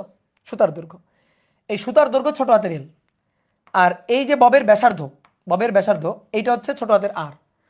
তাহলে টোটাল কার্যকর দৈর্ঘ্য হচ্ছে ঝুলন বিন্দু থেকে ববের ভার কেন্দ্র পর্যন্ত দূরত্ব, এই যে এইটাই হচ্ছে বড় হাতের এল, অর্থাৎ এল ইকুয়াল টু ছোট হাতের এল প্লাস আর, অর্থাৎ সুতার দৈর্ঘ্য প্লাস ববের ব্যাসার্ধ। মানে এই কার্যকর দৈর্ঘ্য হচ্ছে ঝুলন বিন্দু থেকে ববের ভার কেন্দ্র পর্যন্ত দূরত্ব, ঝুলন বিন্দু হতে ববের ভার কেন্দ্র পর্যন্ত দূরত্ব, ববের ভার কেন্দ্র পর্যন্ত দূরত্ব, ঝুলন বিন্দু থেকে ববের ভার কেন্দ্র পর্যন্ত দূরত্ব। আচ্ছা, তাহলে আমরা এই ঝুলন বিন্দু থেকে ববের ভার কেন্দ্র পর্যন্ত এই যে দূরত্বটা, এই দূরত্বটাকে বললাম এল। তো ভাই এই দূরত্বটা যদি এল হয়, এখান থেকে এই দূরত্বটাও তো এল, এই যে মধ্যবিন্দু, তাহলে এই দূরত্বটাও তো এল। আচ্ছা ভালো কথা, তাহলে একটা কাজ করো, বোর্ডে থাকো এবার। এখান থেকে একটা লম্ব টানি আমরা, এই যে এই দেখো সাম্য অবস্থা, এটা সাম্য অবস্থা থেকে, এই যে সাম্য অবস্থা থেকে এই পয়েন্টের সরণ, সাম্য অবস্থা থেকে সরণ হচ্ছে এইটুকু, এই যে এটা হচ্ছে সাম্য অবস্থা থেকে এক্স পরিমাণ সরণ। তাহলে সবাই বোর্ডে তাকাও, বোর্ডে তাকায় বলো তো এইখান থেকে এই বিন্দু পর্যন্ত দূরত্ব, এই বিন্দু পর্যন্ত দূরত্ব এটা কত হবে বলো? এই যে এটা ওয়াই, এটা ওয়াই, এটা এক্স, ঠিক আছে, এটা এক্স, এই যে এই দৈর্ঘ্যটা, এই দৈর্ঘ্যটা হচ্ছে এল। তাহলে এটা যদি এক্স হয়, এই যে এইটুকু ওয়াই মানে এইটুকু তো ওয়াই, এই যে এইটুকু তো ওয়াই, তাহলে ভাই এটা এল মাইনাস ওয়াই না, এল মাইনাস ওয়াই কিনা বলো, বুঝছো কিনা? ওকে, তাহলে এবার দেখো এইটা একটা ত্রিভুজ হয়েছে, এই যে এটা একটা ত্রিভুজ হয়েছে, ত্রিভুজটাকে একটু এখানে আঁকি।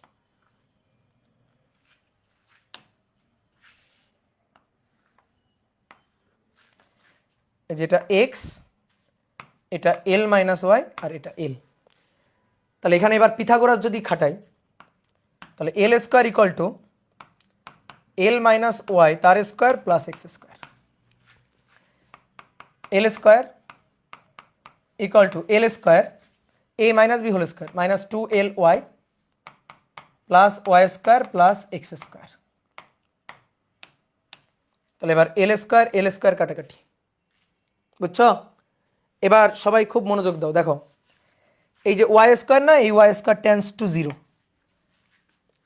এবার আমি এখানে নীরব, তুমি ভাবো কেন ওয়াই স্কোয়ার টেন্স টু 0 লিখলাম? বুদ্ধি খাটাও, বুদ্ধি খাটাও, বুদ্ধি খাটাও। দেখো এই ডেরিভেশনে ছোট্ট একটা গোজামিল আছে না? কি গোজামিল? শর্ত কি? থেটার মান খুবই ক্ষুদ্র হইতে হবে, এই কারণে সাইন থেটা সমান সমান থেটা হয়ে গেছিল, এই কারণে এখানে সাইন থেটা সমান থেটা হয়ে গেছিল, এই কারণে সাইন থেটা সমান থেটা হয়ে গেছিল। তাহলে এই যে ছোট্ট একটা গোজামিল কিন্তু আছেই সব জায়গায়।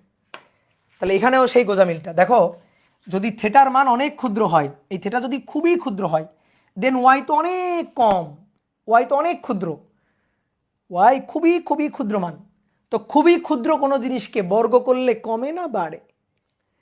আচ্ছা ধরো 0.0012 সামথিং, এর যদি বর্গ করা হয় এ আরও কমে যাবে না?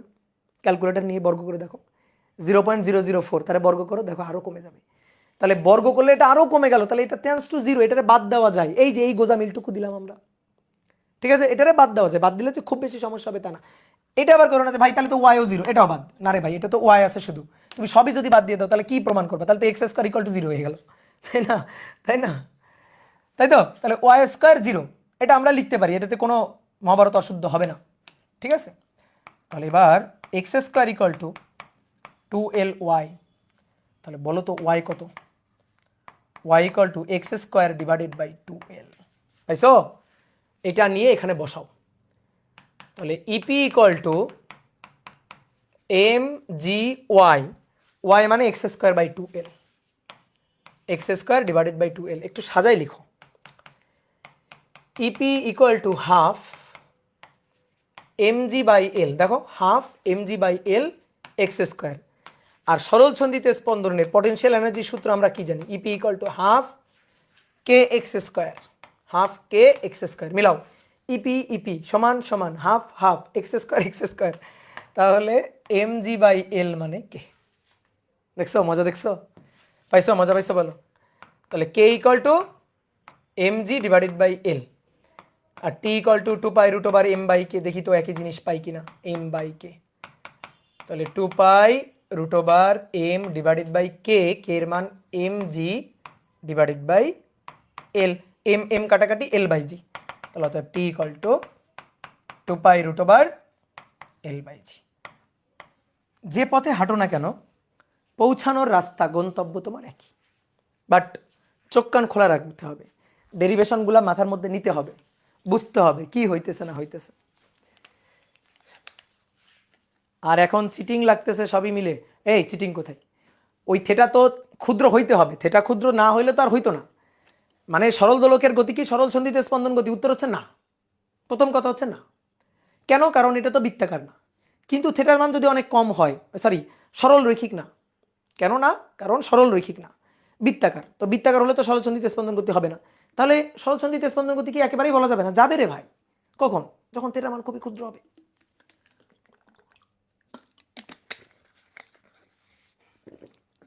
ভাই ফর্মুলা বা ডেরিভেশন কি কোথাও লাগেন?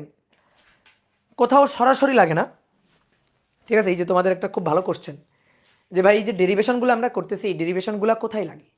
ডেরিভেশন তো বোর্ড পরীক্ষাতেও আসে না, ডেরিভেশন তো অ্যাডমিশন টেস্টেও আসে না, ডেরিভেশনগুলো কোথায় লাগে? ডেরিভেশনগুলোই সবচেয়ে বেশি লাগে। কারণ তুমি যখন কোনো একটা সূত্রের ডেরিভেশন দেখতেছো, তার মানে তুমি ওই সূত্রটা কিভাবে আসতেছে, ওই সূত্রের যে মেকানিজমটা, সেইটা তুমি ফিল করতেছো, সেটা তুমি বুঝতেছো। এই বোঝাটাই তো সব কিছু। একটা ম্যাথ প্রবলেম সলভ করা মানে কি? তুমি কোনো একটা সূত্র জানো বা কোনো একটা টপিক তুমি বোঝো, সেই টপিক রিলেটেড একটা ম্যাথ প্রবলেম তুমি সলভ করতেছো।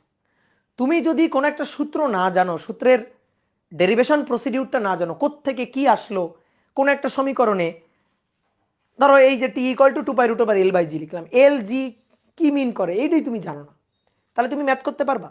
এবং দেখো আমরা একটা ডেরিভেশন করতে গিয়ে এই যে ডেরিভেশনটা বা এর আগে এই যে ডেরিভেশনটা করছি, দেখো এখানে কৌণিক গতির বিভিন্ন সূত্রগুলো অ্যাপ্লাই করছি না?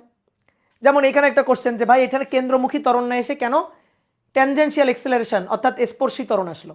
এটা তো একটা প্রশ্ন। এই জিনিসটা বোঝাটাই তো দরকার। এই জিনিসটা বুঝতে পারছো মানে তুমি অনেকের চেয়ে আগে আসো, তোমার কনসেপ্ট ক্লিয়ার, তাহলে তুমি খুব ভালো ম্যাথ প্রবলেম সলভ করতে পারবা। এখন বাকিটা কি? প্র্যাকটিস। ডেরিভেশন কোথায় লাগে ভাই? ডেরিভেশনটা সবচেয়ে বেশি লাগে, বুঝতে পারছো? ডেরিভেশনটাই সবচেয়ে বেশি লাগে।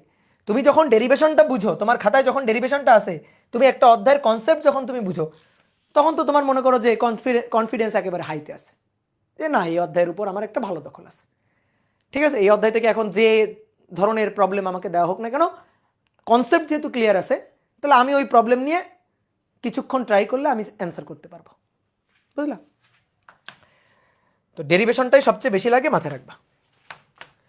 এবার আসো অর। দেখো আরেকটা ভাবে আমরা দেখাইতে পারি, সরল দোলকের ক্ষেত্রে শক্তির কনসেপ্ট দিয়ে এসেইছেন। ভাই একটু আগে তো শক্তির কনসেপ্ট দিয়ে দেখলাম, এবারও আরেকবার একটু শক্তির কনসেপ্ট দিয়ে দেখব, ঠিক আছে। মাথায় রাখবা থেটা কিন্তু খুবই ক্ষুদ্র, এই থেটাটা কিন্তু খুবই ক্ষুদ্র, আমি একটু বড় করে এঁকে ফেলছি, তো এটা ক্ষমা সুন্দর দৃষ্টিতে দেখবা, ঠিক আছে। বড় করে আঁকছি মানে চিন্তা করবা না যে বড়। এটা হচ্ছে সরণ এক্স, এখান থেকে এই পর্যন্ত এই যে দৈর্ঘ্যটা কার্যকর দৈর্ঘ্য এল, তাহলে ভাই এখান থেকে এই পর্যন্ত এই দৈর্ঘ্যটাও কার্যকর দৈর্ঘ্য এল। এইবার একটু বোর্ডে থাকো, দেখো ভাই এটা যদি থেটা হয়, এটা যদি এল হয়, তাহলে এখান থেকে এই পর্যন্ত এই মানটুকু, এইটাকে আমরা এল কস থেটা বলতে পারি কিনা? পারো? আচ্ছা ধরো এইটা হচ্ছে একটা ত্রিভুজ, এই যে ত্রিভুজ, এটাকে আমরা ধরো ধরলাম, এটাকে ধরলাম ধরো ডি, এই রেখাটাকে ডি ধরলাম, তাহলে কস থেটা ইকুয়াল টু কোণের বিপরীতটা লম্ব, কোণের সাথে ভূমি, তাহলে ডি ডিভাইডেড বাই এল, তাহলে ডি ইকুয়াল টু কত? এল কস থেটা। তো এইটা মানে এল কস থেটা। তাহলে এবার সাম্য অবস্থা থেকে, এই যে সাম্য অবস্থা, এই যে সাম্য অবস্থা, সাম্য অবস্থা থেকে কতটুকু উপরে আছে? এই যে এতটুকু, এটা ওয়াই, এটা ওয়াই মানে এইটুকু ওয়াই, এই যে এইটুকু ওয়াই। এবার এই ওয়াই ইকুয়াল টু, দেখো তো ভালো করে খেয়াল করো তো, ওয়াই ইকুয়াল টু এখান থেকে এই পর্যন্ত দৈর্ঘ্য, এখান থেকে এই পর্যন্ত দৈর্ঘ্য এল, তাহলে সেই এল থেকে এখান থেকে এই পর্যন্ত দৈর্ঘ্য, that is L cos theta. তাহলে এল কস থেটা আমরা বাদ দিতে পারি কি না? বুঝছো? তাহলে আরেকবার বলি, আরেকবার একটু বলি, দেখো এই কোণটা থেটা, এটা এল, এটা এল, তাহলে এইটুকু হচ্ছে এল কস থেটা, আর এখান থেকে পুরো এই পর্যন্ত এটা এল। সাম্য অবস্থা থেকে এটা ওয়াই, এটাও তাহলে ওয়াই, তাহলে ওয়াই ইকুয়াল টু হবে পুরো এল থেকে এল কস থেটা এতটুকু বাদ, L minus L cos theta. তাহলে এখান থেকে এল মাইনাস এল কস থেটা নেওয়া মানে এল কমন নাও, 1 মাইনাস কস থেটা, বুঝছো? তাহলে বিভব শক্তি EP equal to M G Y, M G Y, এবং এম জি ওয়াইয়ের মানটা হচ্ছে এল 1 মাইনাস কস থেটা। এইবার শোনো, তুমি ম্যাথে যখন ম্যাকলোনিরের উপপাদ্য পড়বা, অন্তরীকরণ যারা যারা পড়ছো না, ম্যাকলোনিরের উপপাদ্য পড়ছো? এখনো কি পড়া হয়েছে ম্যাকলোরিন? ওইখানে দেখবা কিছু সূত্র আছে, ধরো X to the power N তার সূত্র, তারপরে E to the power X, A to the power X, sine X, cos X, ঠিক আছে। এগুলোর কিছু সূত্র আছে, তাই না? তো ওইখানে দেখবা কজের একটা সূত্র আছে, কস থেটা, তার একটা সূত্র আছে যে 1 minus theta square by 2 factorial, 2 factorial মানে তো বুঝো 1 ইন্টু 2, তারপরে প্লাস থেটা 4 বাই 4 ফ্যাক্টোরিয়াল, তারপরে মাইনাস থেটা 6 বাই 6 ফ্যাক্টোরিয়াল, তারপরে plus dot dot dot dot dot, এভাবে চলতে থাকবে অসীম পর্যন্ত। এটা কস থেটার ম্যাকলরিনের উপপাদ্য অনুযায়ী সূত্র। তোমাদের ম্যাথের বইতে হয়তো এভাবে আছে যে কজ এক্স এটা equal to 1 minus x square by 2 factorial, আমি থেটা দিছি, ওরা এক্স দিছে, plus x to the power 4 by 4 factorial, এভাবে চলতেছে, তাই না? এটা আছে কিনা? এই তো অভিধাতে পড়াইছে, গুড। তাহলে তো এটা তোমাদের পড়ানো আছেই। এই যে কস থেটার সূত্রটা, ধরো আমরা ম্যাথের থেকে এই সূত্রটাকে একটু কিছুক্ষণের জন্য ধার করে নিয়ে আসলাম, যে আমাদের একটু দরকার, তো ওদের কাছ থেকে ধার করে নিয়ে আসলাম। এবার তাকাও, দেখো MGL 1 মাইনাস কস থেটা, এই কস থেটা বসাই দিব এখন, তাহলে সেকেন্ড ব্র্যাকেট দিয়ে আগে 1 minus cos theta, cos theta equal to 1 minus theta square by 2 factorial plus theta 4 by 4 factorial minus theta 6 by 6 factorial plus dot dot dot, এভাবে চলতেই থাকবে, এভাবে অসীম পর্যন্ত চলতে থাকবে। তাহলে ভাইয়া MGL এবার 1 মাইনাস 1 মাইনাসে মাইনাসে plus theta square by 2 factorial minus theta 4 by 4 factorial plus theta 6 by 6 factorial, dot dot dot dot চলতে থাকবে। দেখো 1 মাইনাস 1 কাটা, ঠিক আছে, 1 মাইনাস 1 কাটা, MGL theta square by 2 factorial, theta square by 2 factorial মানে 2। এবার এই বাদ বাকি এই যে টার্মগুলো আছে না, এগুলো টেন্স টু জিরো, এই যে এখান থেকে শুরু করে টেন্স টু সব টেন্স টু জিরো বসে দিলাম। কেন? থেটা খুব ক্ষুদ্র না? তো থেটা যদি খুবই ক্ষুদ্র হয় তাহলে থেটার পাওয়ার 4 টেন্স টু জিরো, থেটার power 6 tends to zero, theta যদি খুবই ক্ষুদ্র হয়, ঠিক আছে, থেটাকে রেডিয়ান মোডে নিবা, থেটা ধরো 2 ডিগ্রি 3 ডিগ্রি বা 1 ডিগ্রি, খুবই ক্ষুদ্র, 4 ডিগ্রির কম, এটার রেডিয়ান মোডে নিবা, দেখবা অনেক কম। এবার তার পাওয়ার 4, তার পাওয়ার 6, এগুলো তো অনেক ক্ষুদ্র, টেন্স টু জিরো, তাহলে এই উচ্চ ঘাতগুলাকে বাদ দিয়ে, ওই যে ছোট্ট গোজামিল, গোজামিল তুমি যেভাবে করো না কেন, ছোট্ট একটু গোজামিল তোমার দিতেই হবে, ঠিক আছে? তাহলে এই উচ্চ ঘাতগুলা বাদ দিলাম, এগুলা এগুলা এর সাথে থেকে আহামরি কিছু বাড়াবেও না কমাবেও না। অনেকে বলতে ভাই তাহলে এইটারও বাদ দিয়ে দেন, এইটাও জিরো, ভাই ওইটাই যদি বাদ দিয়ে দিই থাকলো কি? আমি যদি এইটারে বাদ দিয়ে দিলাম থাকলো কিছু? থাকলো?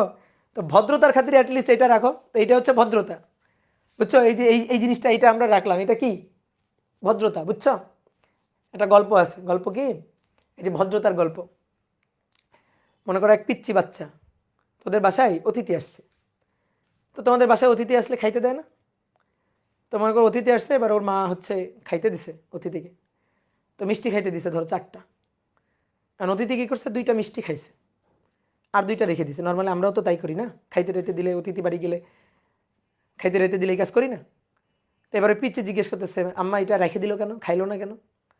তো বলতেছে, বাবা এটা ভদ্রতা, ঠিক আছে?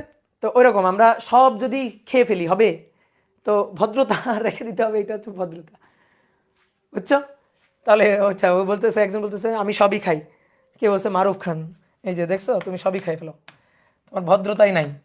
তাহলে দেখো MG সাজায় লিখি 1/2 MGL থেটা স্কোয়ার, থেটা মানে S equal to R theta, S মানে এক্স, আর মানে এল, থেটা, তাহলে theta equal to x by L, মনে আছে?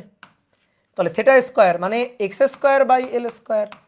তাহলে আরেকটু যদি কাটছাট করি, তাহলে 1/2 এল স্কোয়ার কাটাকাটি করে একটা এল, তাহলে MG divided by L x square. দেখো তো চেনা চেনা লাগে? চেনা চেনা কি লাগে বলো? এটা EP, EP equal to half K X square. আর আমার কি কিছু বলতে হবে নাকি মুখ বন্ধ করলে বুঝবা? এই যে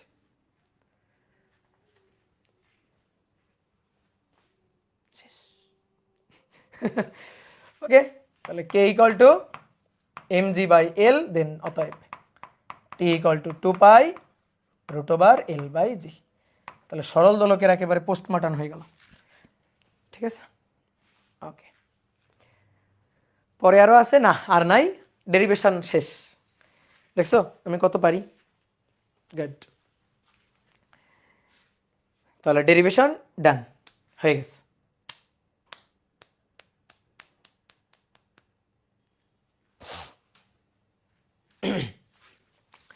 তাহলে চলো এবার সামনে আগাই।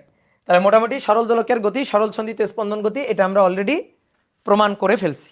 ওকে, এবার তাহলে শোনো, বইয়ে কিছু বাংলা কথা লেখা আছে, এগুলা ওভাবে পড়ানোর দরকার হয় না, তারপরে একটু তোমাকে বলি কারণ এগুলো পরীক্ষায় আসে। সেটা হচ্ছে সরল দোলকের সূত্র সমূহ। সরল দোলকের সূত্র সমূহ, 4টি সূত্র আছে। সূত্র সমূহ, সরল দোলকের সূত্র সমূহ। এই যে সরল দোলকের যে পর্যায়কালের সূত্র, সূত্র একটাই, সূত্র হচ্ছে টি ইকুয়াল টু 2π√L/g। এখান থেকে এবার বইয়ে 4টা সূত্র লেখা আছে, যে সরল দোলকের 4টা সূত্র। ভাই সেই 4টা সূত্র আমরা এখান থেকেই ব্যাখ্যা দিতে পারবো, এখান থেকেই সরল দোলকের 4টা সূত্র আমরা ব্যাখ্যা দিতে পারবো। যে এটা হচ্ছে একটা সরল দোলক, এই সরল দোলকের সাহায্যে আমরা না কোনো স্থানের জি এর মান হিসাব করতে পারি। তুমি একটা কাজ করবা, ঠিক আছে, তুমি বাসায় নিজে নিজে প্র্যাকটিক্যাল করবে। এই প্র্যাকটিক্যাল করতে গেলে তোমার কিছুই লাগবে না, কোনো ইনস্ট্রুমেন্ট লাগবে না। আমরা জি এর মানটা কত শুনে আসছি, 9.8 সামথিং, তাই না? তো 9.8 এটা যে জি এর মান, এটা তুমি না, তুমি বাসায় এখন নিজে বের করতে পারবা। তুমি কি করবা, একটা সুতা নিবা, সুতার মাথায় এখানে একটা ছোট্ট বব, একটা কোন একটা ছোট বল, এটা বাঁধবা।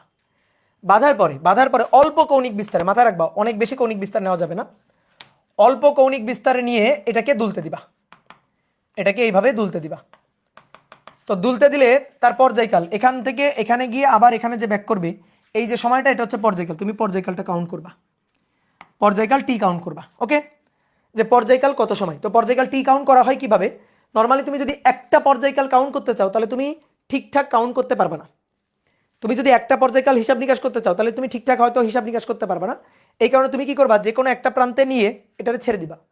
ছেড়ে দেওয়ার পর এইভাবে দুলতে থাকবে, এভাবে দুলতে থাকবে। তুমি ঘড়িতে বা মোবাইলে স্টপওয়াচ চালু করবা, ঠিক আছে, ঘড়িতে বা মোবাইলে স্টপওয়াচ চালু করবা। চালু করার পর ধরো এই প্রান্তে আসলে, এই প্রান্তে আসলে স্টার্ট করে দিলা, স্টার্ট, দেন গুনবা।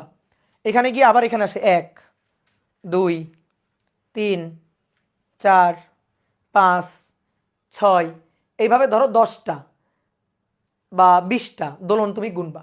যখন এরকমভাবে মনে করো 18 19 20 20 হবে, থামাই ফেলবা। তাহলে 20টা দোলনের সময় এত স্টপওয়াচ নিবা, অতএব একটা দোলনের সময় কত, তাহলে পারফেক্ট আসবে। কারণ একটা দোলন নির্ণয় করতে গিয়ে অনেক সময় ঠিকঠাক নাও আসতে পারে, এই কারণে 20টা দোলন হিসাব করে গড় করবা, ঠিক আছে। তাহলে এবার এভাবে টিটা বের করবা। এইবার আর কি করবা, এই সুতার দৈর্ঘ্যটা মাপবা, সুতার দৈর্ঘ্যটা মাপবা, সুতার দৈর্ঘ্যটা মাপবা। আর এই যে সরল দোলকের এই যে ববটা আছে, এই ববের ব্যাস মাপবা, এই যে ববটা, এই ববের ব্যাস মাপবা। তো ব্যাসের অর্ধেক হবে ব্যাসার্ধ, আর এর সাথে সুতার দৈর্ঘ্য, সুতার দৈর্ঘ্য হচ্ছে এল, তাহলে এটা যোগ দিবা, যোগ দিলে পাবা হচ্ছে এল প্লাস আর, অর্থাৎ বড় হাতের এল। এই মানটা এখানে বসাবা, জি এর মানটা বসাবা, সরি এল এর মানটা বসাবা, টি এর মানটা বসাবা, দেন এখান থেকে জি এর মানটা তুমি বের করবা, দেখবা জি এর মান চলে আসবে, 9.8 চলে আসবে। তো এইভাবে কিন্তু সরল দোলকের সাহায্যে আমরা কোনো স্থানে জি এর মানটা হিসাব করতে পারি। এটা আমাদের সময় ছোটবেলায় আমরা যখন 9 10-এ পড়ছি তখন আমাদের সময় এটা প্র্যাকটিক্যাল ছিল। কথা কি বুঝছো, যে কোনো স্থানের জি এর মান কিভাবে সরল দোলকের সাহায্যে হিসাব নিকাশ করা যায়। তো আমরা ল্যাবে গিয়ে আমরা প্র্যাকটিক্যাল করতাম। তো এইবার আসো, সূত্র, সরল দোলকের 4টা সূত্র আছে। প্রথম সূত্রটা হচ্ছে পর্যায়কালের সূত্র, কার্যকর দৈর্ঘ্যের সূত্র, অভিকর্ষ ত্বরণের সূত্র, ভরের সূত্র, ঠিক আছে, 4টা সূত্র। তো তোমার খালি বুঝতে হবে যে এখানে চলক আসলে কয়টা আছে, চলক আছে তিনটা, টি, এল এবং জি। টি, এল এবং জি। এল হচ্ছে সুতার দৈর্ঘ্য। তুমি যদি সুতার দৈর্ঘ্য, সুতার কার্যকর দৈর্ঘ্য পরিবর্তন করো, এল পরিবর্তন হবে, এল পরিবর্তন হলে টি পরিবর্তন হবে। টি কেন পরিবর্তন হবে, এল পরিবর্তন হলে টি পরিবর্তন হবে। এল পরিবর্তন হলে কিন্তু জি পরিবর্তন হয় না, জি তো কোনো স্থানে ফিক্সড মান, ঠিক আছে, কোনো স্থানে। ধরো রাজশাহীতে একরকম জি এর মান, ঢাকাতে জি এর মান একটু ভিন্ন, মেরুতে জি এর মান একরকম, বিষুবে জি এর মান একরকম। তাহলে স্থান হলে জি ফিক্সড, কার্যকর দৈর্ঘ্য ফিক্সড থাকলে এল ফিক্সড। আর টি কখন চেঞ্জ হবে, টি চেঞ্জ হবে এল এবং জি এর যে কোনো একজন চেঞ্জ হলে, এল এবং জি এর যে কোনো একজন চেঞ্জ হলে। আমি যদি সুতার দৈর্ঘ্য চেঞ্জ করি, আমি যদি ববের কার্যকর দৈর্ঘ্য চেঞ্জ করি, টি চেঞ্জ হতে বাধ্য। আমি যদি স্থানে চেঞ্জ করি, ধরো একটা সরল দোলক ঢাকায় ছিল, আমি মাথায় করে রাজশাহীতে নিয়ে আসছি, তাহলে ঢাকায় যে দোলনকাল টি, রাজশাহীতে যে দোলনকাল টি, মেরুতে যে দোলনকাল, বিষুবে যে দোলনকাল টি সেম হবে না। স্থান ভেদে জি এর মান ভ্যারি করে, আর জি এর মান ভ্যারি করলে তখন টি এর মানটাও ভ্যারি করবে। তাহলে মাথায় রাখবা, জি এর মানটা ডিপেন্ড করে কার উপর, স্থানের উপর, স্থানের উপর জি এর মানটা ডিপেন্ড করে। এই এলটা কি, এলটা হচ্ছে কার্যকর দৈর্ঘ্যের উপর নির্ভর করে, কার্যকর দৈর্ঘ্য, কার্যকর দৈর্ঘ্য। আর টি, টি ডিপেন্ড করে জি এবং এল এর উপর। এটা ডিপেন্ড করে এল এর উপর এবং জি এর উপর। এদের চেঞ্জ হলে এলও চেঞ্জ হয়ে যাবে, সরি টিও চেঞ্জ হয়ে যাবে। তাহলে এবার আসো প্রথম সূত্র, এবার তুমি বুঝতে পারবা। প্রথম সূত্রটা হচ্ছে পর্যায়কালের সূত্র। পর্যায়কাল, এই যে দোলনকাল টি, পর্যায়কালের সূত্র। আচ্ছা বলো তো, একটা সরল দোলকের ববের ভর ধরো 10 গ্রাম আছে, সেখান থেকে ববের ভর আমি 20 গ্রাম করলাম, বলো তো দোলনকাল বেশি হবে না কম হবে? তাড়াতাড়ি বলো, তাড়াতাড়ি। দোলনকাল বেশি হবে না কম হবে? দোলনকাল সেম থাকবে, সবকিছু অপরিবর্তনীয় আছে, শুধু ভর, ববের ভরটা চেঞ্জ করা হয়েছে। আগে ছিল 10 গ্রাম, এখন 20 গ্রাম। এল এর মান যা ছিল তাই আসতে, স্থান যেখানে ছিল সেখানে আছে, রাজশাহীতে ছিল রাজশাহীতে আছে। তাহলে জি অপরিবর্তনীয়, এল অপরিবর্তনীয়, তাহলে টিও অপরিবর্তনীয় থাকবে। সরল দোলকের এই ববের ভরের উপর, ববটা কত ভারী, ববটা কত হালকা, এর উপর আসলে দোলনকাল নির্ভর করে না। 5 গ্রাম দিলেও দোলনকাল যা হবে, 10 গ্রামের জন্য দোলনকাল তাই হবে, যদি এল এর মানটা এবং জি এর মানটা সেম থাকে। কি কথা বুঝছো? তাহলে পর্যায়কাল এল এবং জি যদি ফিক্স থাকে তাহলে সর্বদাই সেম থাকবে, এটাই হচ্ছে পর্যায়কালের সূত্র। তাহলে কি বললাম, সহজ কথাটা কি বললাম, যে জি এবং এল যদি সেম থাকে তাহলে টি সেম থাকবেই, টি সেম থাকবে, ভর টর যা খুশি তুমি চেঞ্জ করো, টি এর কোনো পরিবর্তন হবে না। তাহলে এখন জি ফিক্সড এটা বলবো কিভাবে? এটা বলবো নির্দিষ্ট স্থান উল্লেখ করে, বলবো কোনো নির্দিষ্ট স্থানে, তার মানে স্থান চেঞ্জ হয়নি, অর্থাৎ জি ফিক্সড। আর এল কি, এল হচ্ছে কার্যকর দৈর্ঘ্য, আমি বলবো যে কার্যকর দৈর্ঘ্যের কোনো পরিবর্তন না করলে। তাহলে লিখে ফেলি একটু বাংলা, তাহলে কৌণিক বিস্তার, কৌণিক বিস্তার 4 ডিগ্রি এর কম হলে, এটা তো অবশ্যই উল্লেখ করতে হবে, এটা সব সময় থাকবে, প্রত্যেকটা সূত্রের আগে এই কথাটুকু থাকবে যে কৌণিক বিস্তার 4 ডিগ্রি এর কম হলে এবং দোলকের কার্যকর দৈর্ঘ্য, কার্যকর দৈর্ঘ্য এল অপরিবর্তনীয় থাকলে, অপরিবর্তনীয় থাকলে কোনো নির্দিষ্ট স্থানে, এই যে নির্দিষ্ট স্থানে মানে জি ফিক্সড, কোনো নির্দিষ্ট স্থানে দোলকের পর্যায়কাল সর্বদা অপরিবর্তিত থাকবে, দোলকের দোলনকাল বা পর্যায়কাল টি সর্বদা অপরিবর্তিত থাকবে। কথা বোঝা গেছে? এটা হচ্ছে প্রথম সূত্র, ভরের উপর ডিপেন্ড করবে না। এবার আসো দ্বিতীয় সূত্র। দ্বিতীয় সূত্রটা হচ্ছে কার্যকর দৈর্ঘ্যের সূত্র। কার্যকর দৈর্ঘ্যের সূত্র, কার্যকর দৈর্ঘ্যের সাথে কেমন সম্পর্ক? বর্গমূলের সমানুপাতিক,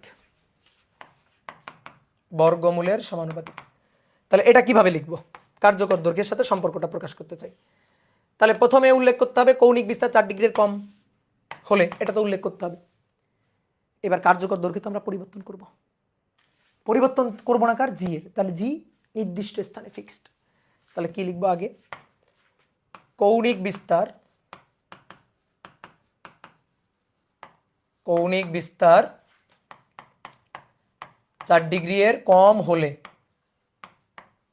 কৌণিক বিস্তার 4 ডিগ্রি এর কম হলে, এবার কৌণিক বিস্তার 4 ডিগ্রি এর কম হলে এসএই সেম হবে কোনো নির্দিষ্ট স্থানে, তাহলে নির্দিষ্ট স্থানে জি ফিক্সড, তাহলে কোনো নির্দিষ্ট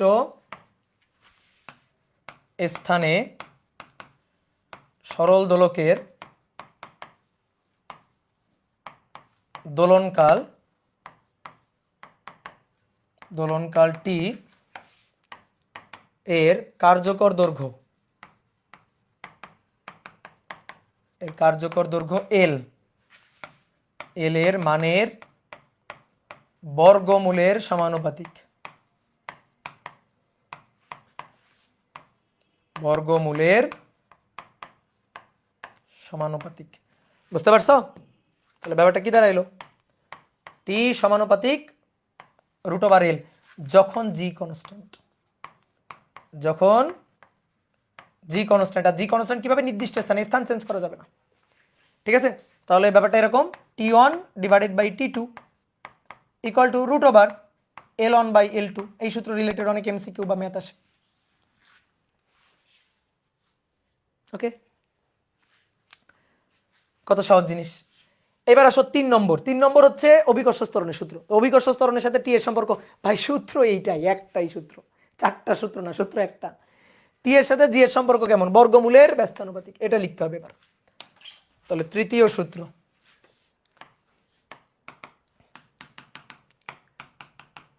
two pi root over L by G. তৃতীয় সূত্র হচ্ছে অভিকর্ষ ত্বরণের সূত্র। অভিকর্ষজ ত্বরণের সূত্র। বলো অভিকর্ষ ত্বরণের সূত্র এবারটা কি হবে? এবার অভিকর্ষ ত্বরণের সাথে বর্গমূলের ব্যস্তানুপাতিক সম্পর্ক। তাহলে এল কে কনস্ট্যান্ট রাখতে হবে। তাহলে প্রথমে কৌণিক বিস্তার 4 ডিগ্রির কম হলে, এটা আগে লিখে নিই। কৌণিক বিস্তার 4 ডিগ্রি এর কম হলে, এল এর মান অপরিবর্তনীয় থাকলে, তাহলে কৌণিক বিস্তার 4 ডিগ্রি এর কম হলে এবং সরল দোলকের কার্যকর দৈর্ঘ্য,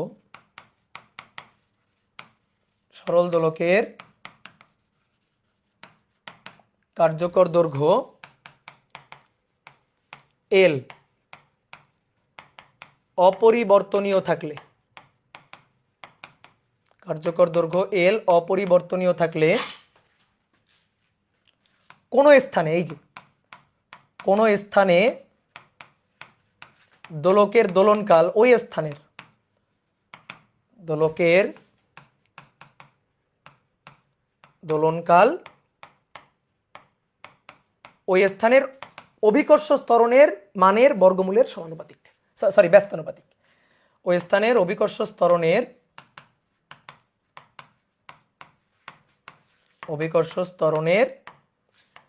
বর্গমূলের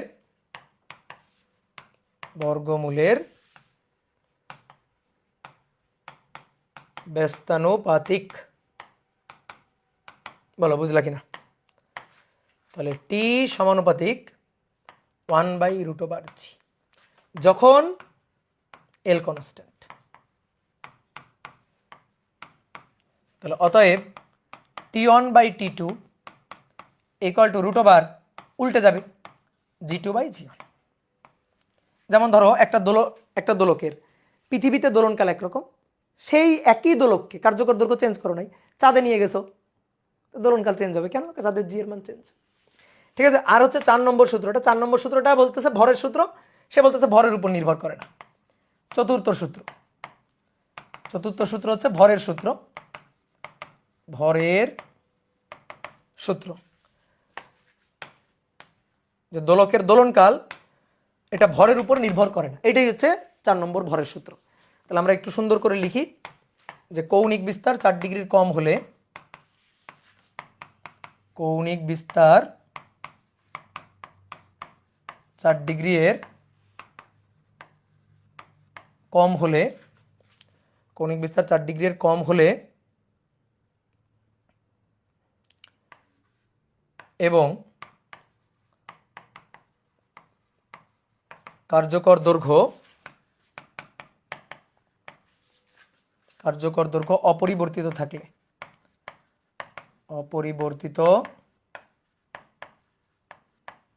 থাকলে, কোনো নির্দিষ্ট স্থানে সরল দোলকের দোলনকাল ভরের উপর নির্ভর করে না। সরল দোলকের দোলনকাল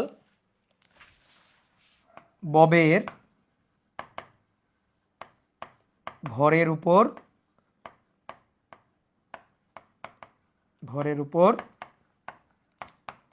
নির্ভর করে না।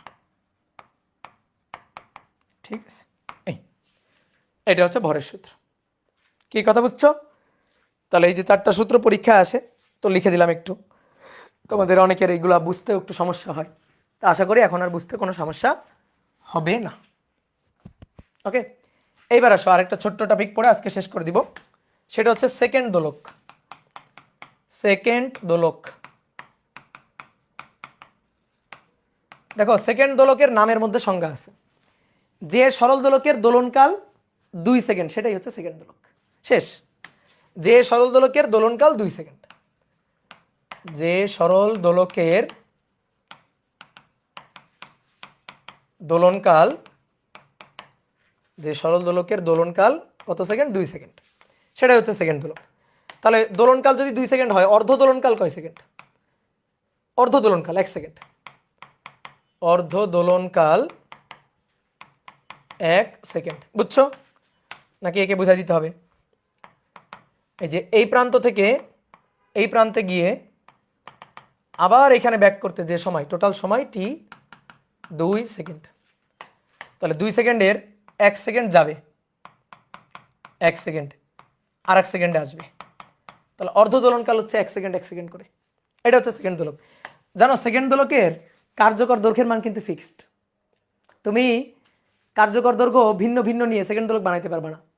ধরো ভূপৃষ্ঠে জি এর মান ধরো 9.81, এটা যদি আমি ধরি তাহলে ওই স্থানে যে কোনো সেকেন্ড দোলকের কার্যকর দৈর্ঘ্যের মানটা ফিক্সড।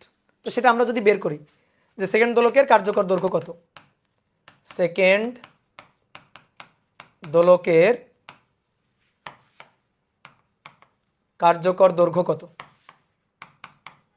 সেকেন্ড দোলকের কার্যকর দৈর্ঘ্য কত? তো T equal to 2 pi root over L by G, L by জি।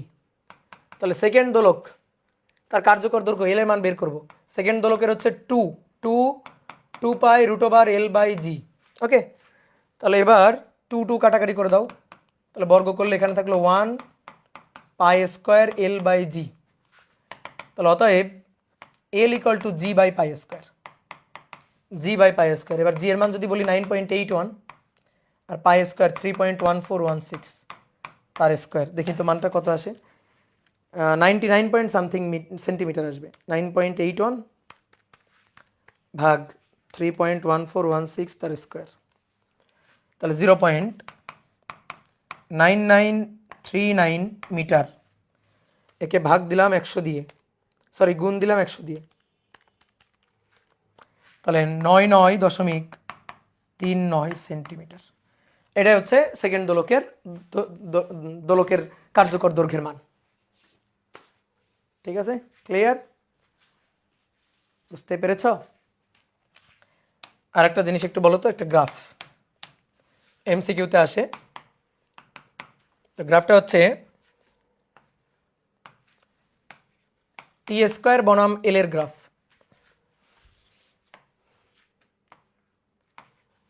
আর একটা হচ্ছে টি বনাম এল এর গ্রাফ,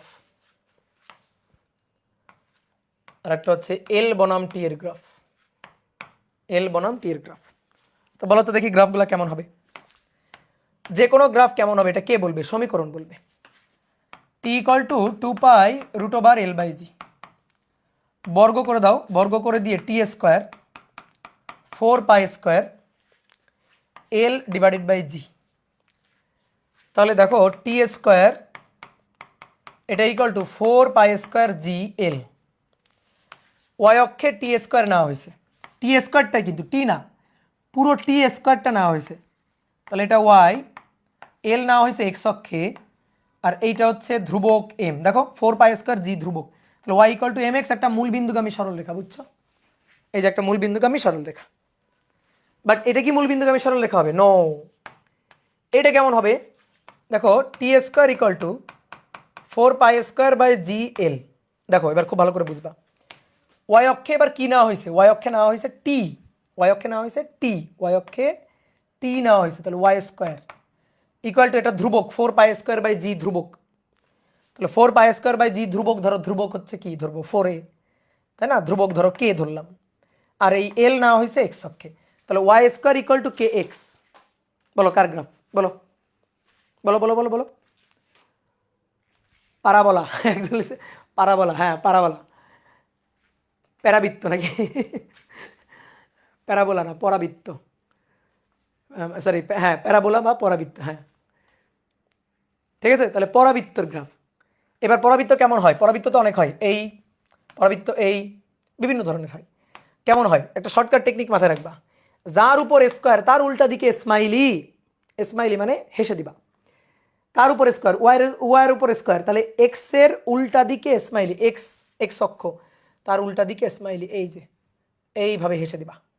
ঠিক আছে, হাসি হাসি ইমোজি। হ্যাঁ, তো এখন কথা হচ্ছে নিচে আনার দরকার নেই, জাস্ট উপরে বসে এই কি, তাই তো? মনে পড়ে? শিওর হব? শিওর হব? আমার কথা বিশ্বাস হচ্ছে না, না?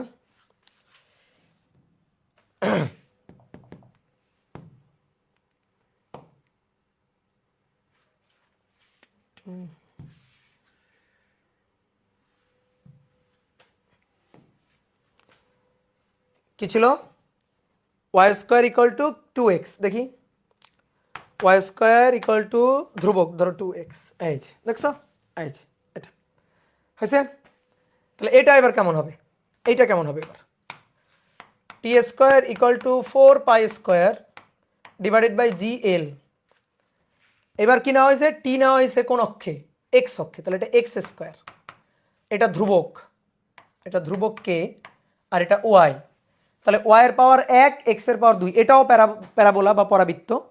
তো যার উপর স্কোয়ার তার উল্টা দিকে স্মাইলি, এক্স এর উপর স্কোয়ার তাহলে উল্টা দিকে ওয়াই এর দিকে, এক্স এর উপর স্কোয়ার তাহলে যার উপর স্কোয়ার তার উল্টা দিকে অর্থাৎ ওয়াই এর দিকে স্মাইলি, এই তাহলে তখন গ্রাফটা হবে এরকম, এই অংশটা। বোঝা গেছে? তো এগুলো এমসিকিউর জন্য আসে, আশা করি এগুলো পারা যাবে। তাহলে বেশি পড়াইনি, মাত্র 11 পৃষ্ঠা পড়াইলাম। ওকে, টাটা। তাহলে আজকে এই পর্যন্ত, সবাই ভালো থাকো, সুস্থ থাকো। দেন পরের দিন থেকে আমরা ম্যাথ প্রবলেম সলভ করব। পরের দিন আমরা পড়বো হচ্ছে দোলক ঘড়ি। দোলক ঘড়ি পড়ার পরে 2টা ক্লাসে শুধু ম্যাথ প্রবলেম সলভ করবো। এল নেগেটিভ হয় না জন্য হাফ নিলাম। হ্যাঁ, টি বা এল তো নেগেটিভ হয় না, এই কারণে অর্ধেক অংশ নিলাম। টি কি নেগেটিভ হতে পারে? সময় কি নেগেটিভ হতে পারে? পারে না তো। তো এই কারণে আমরা জাস্ট অর্ধেক অংশ নিছি। গুড। ওকে, তাহলে এই অধ্যায়ের ক্লাস শেষ হইতে আর ধরো 3টা ক্লাস লাগবে, আজকে 7, 8,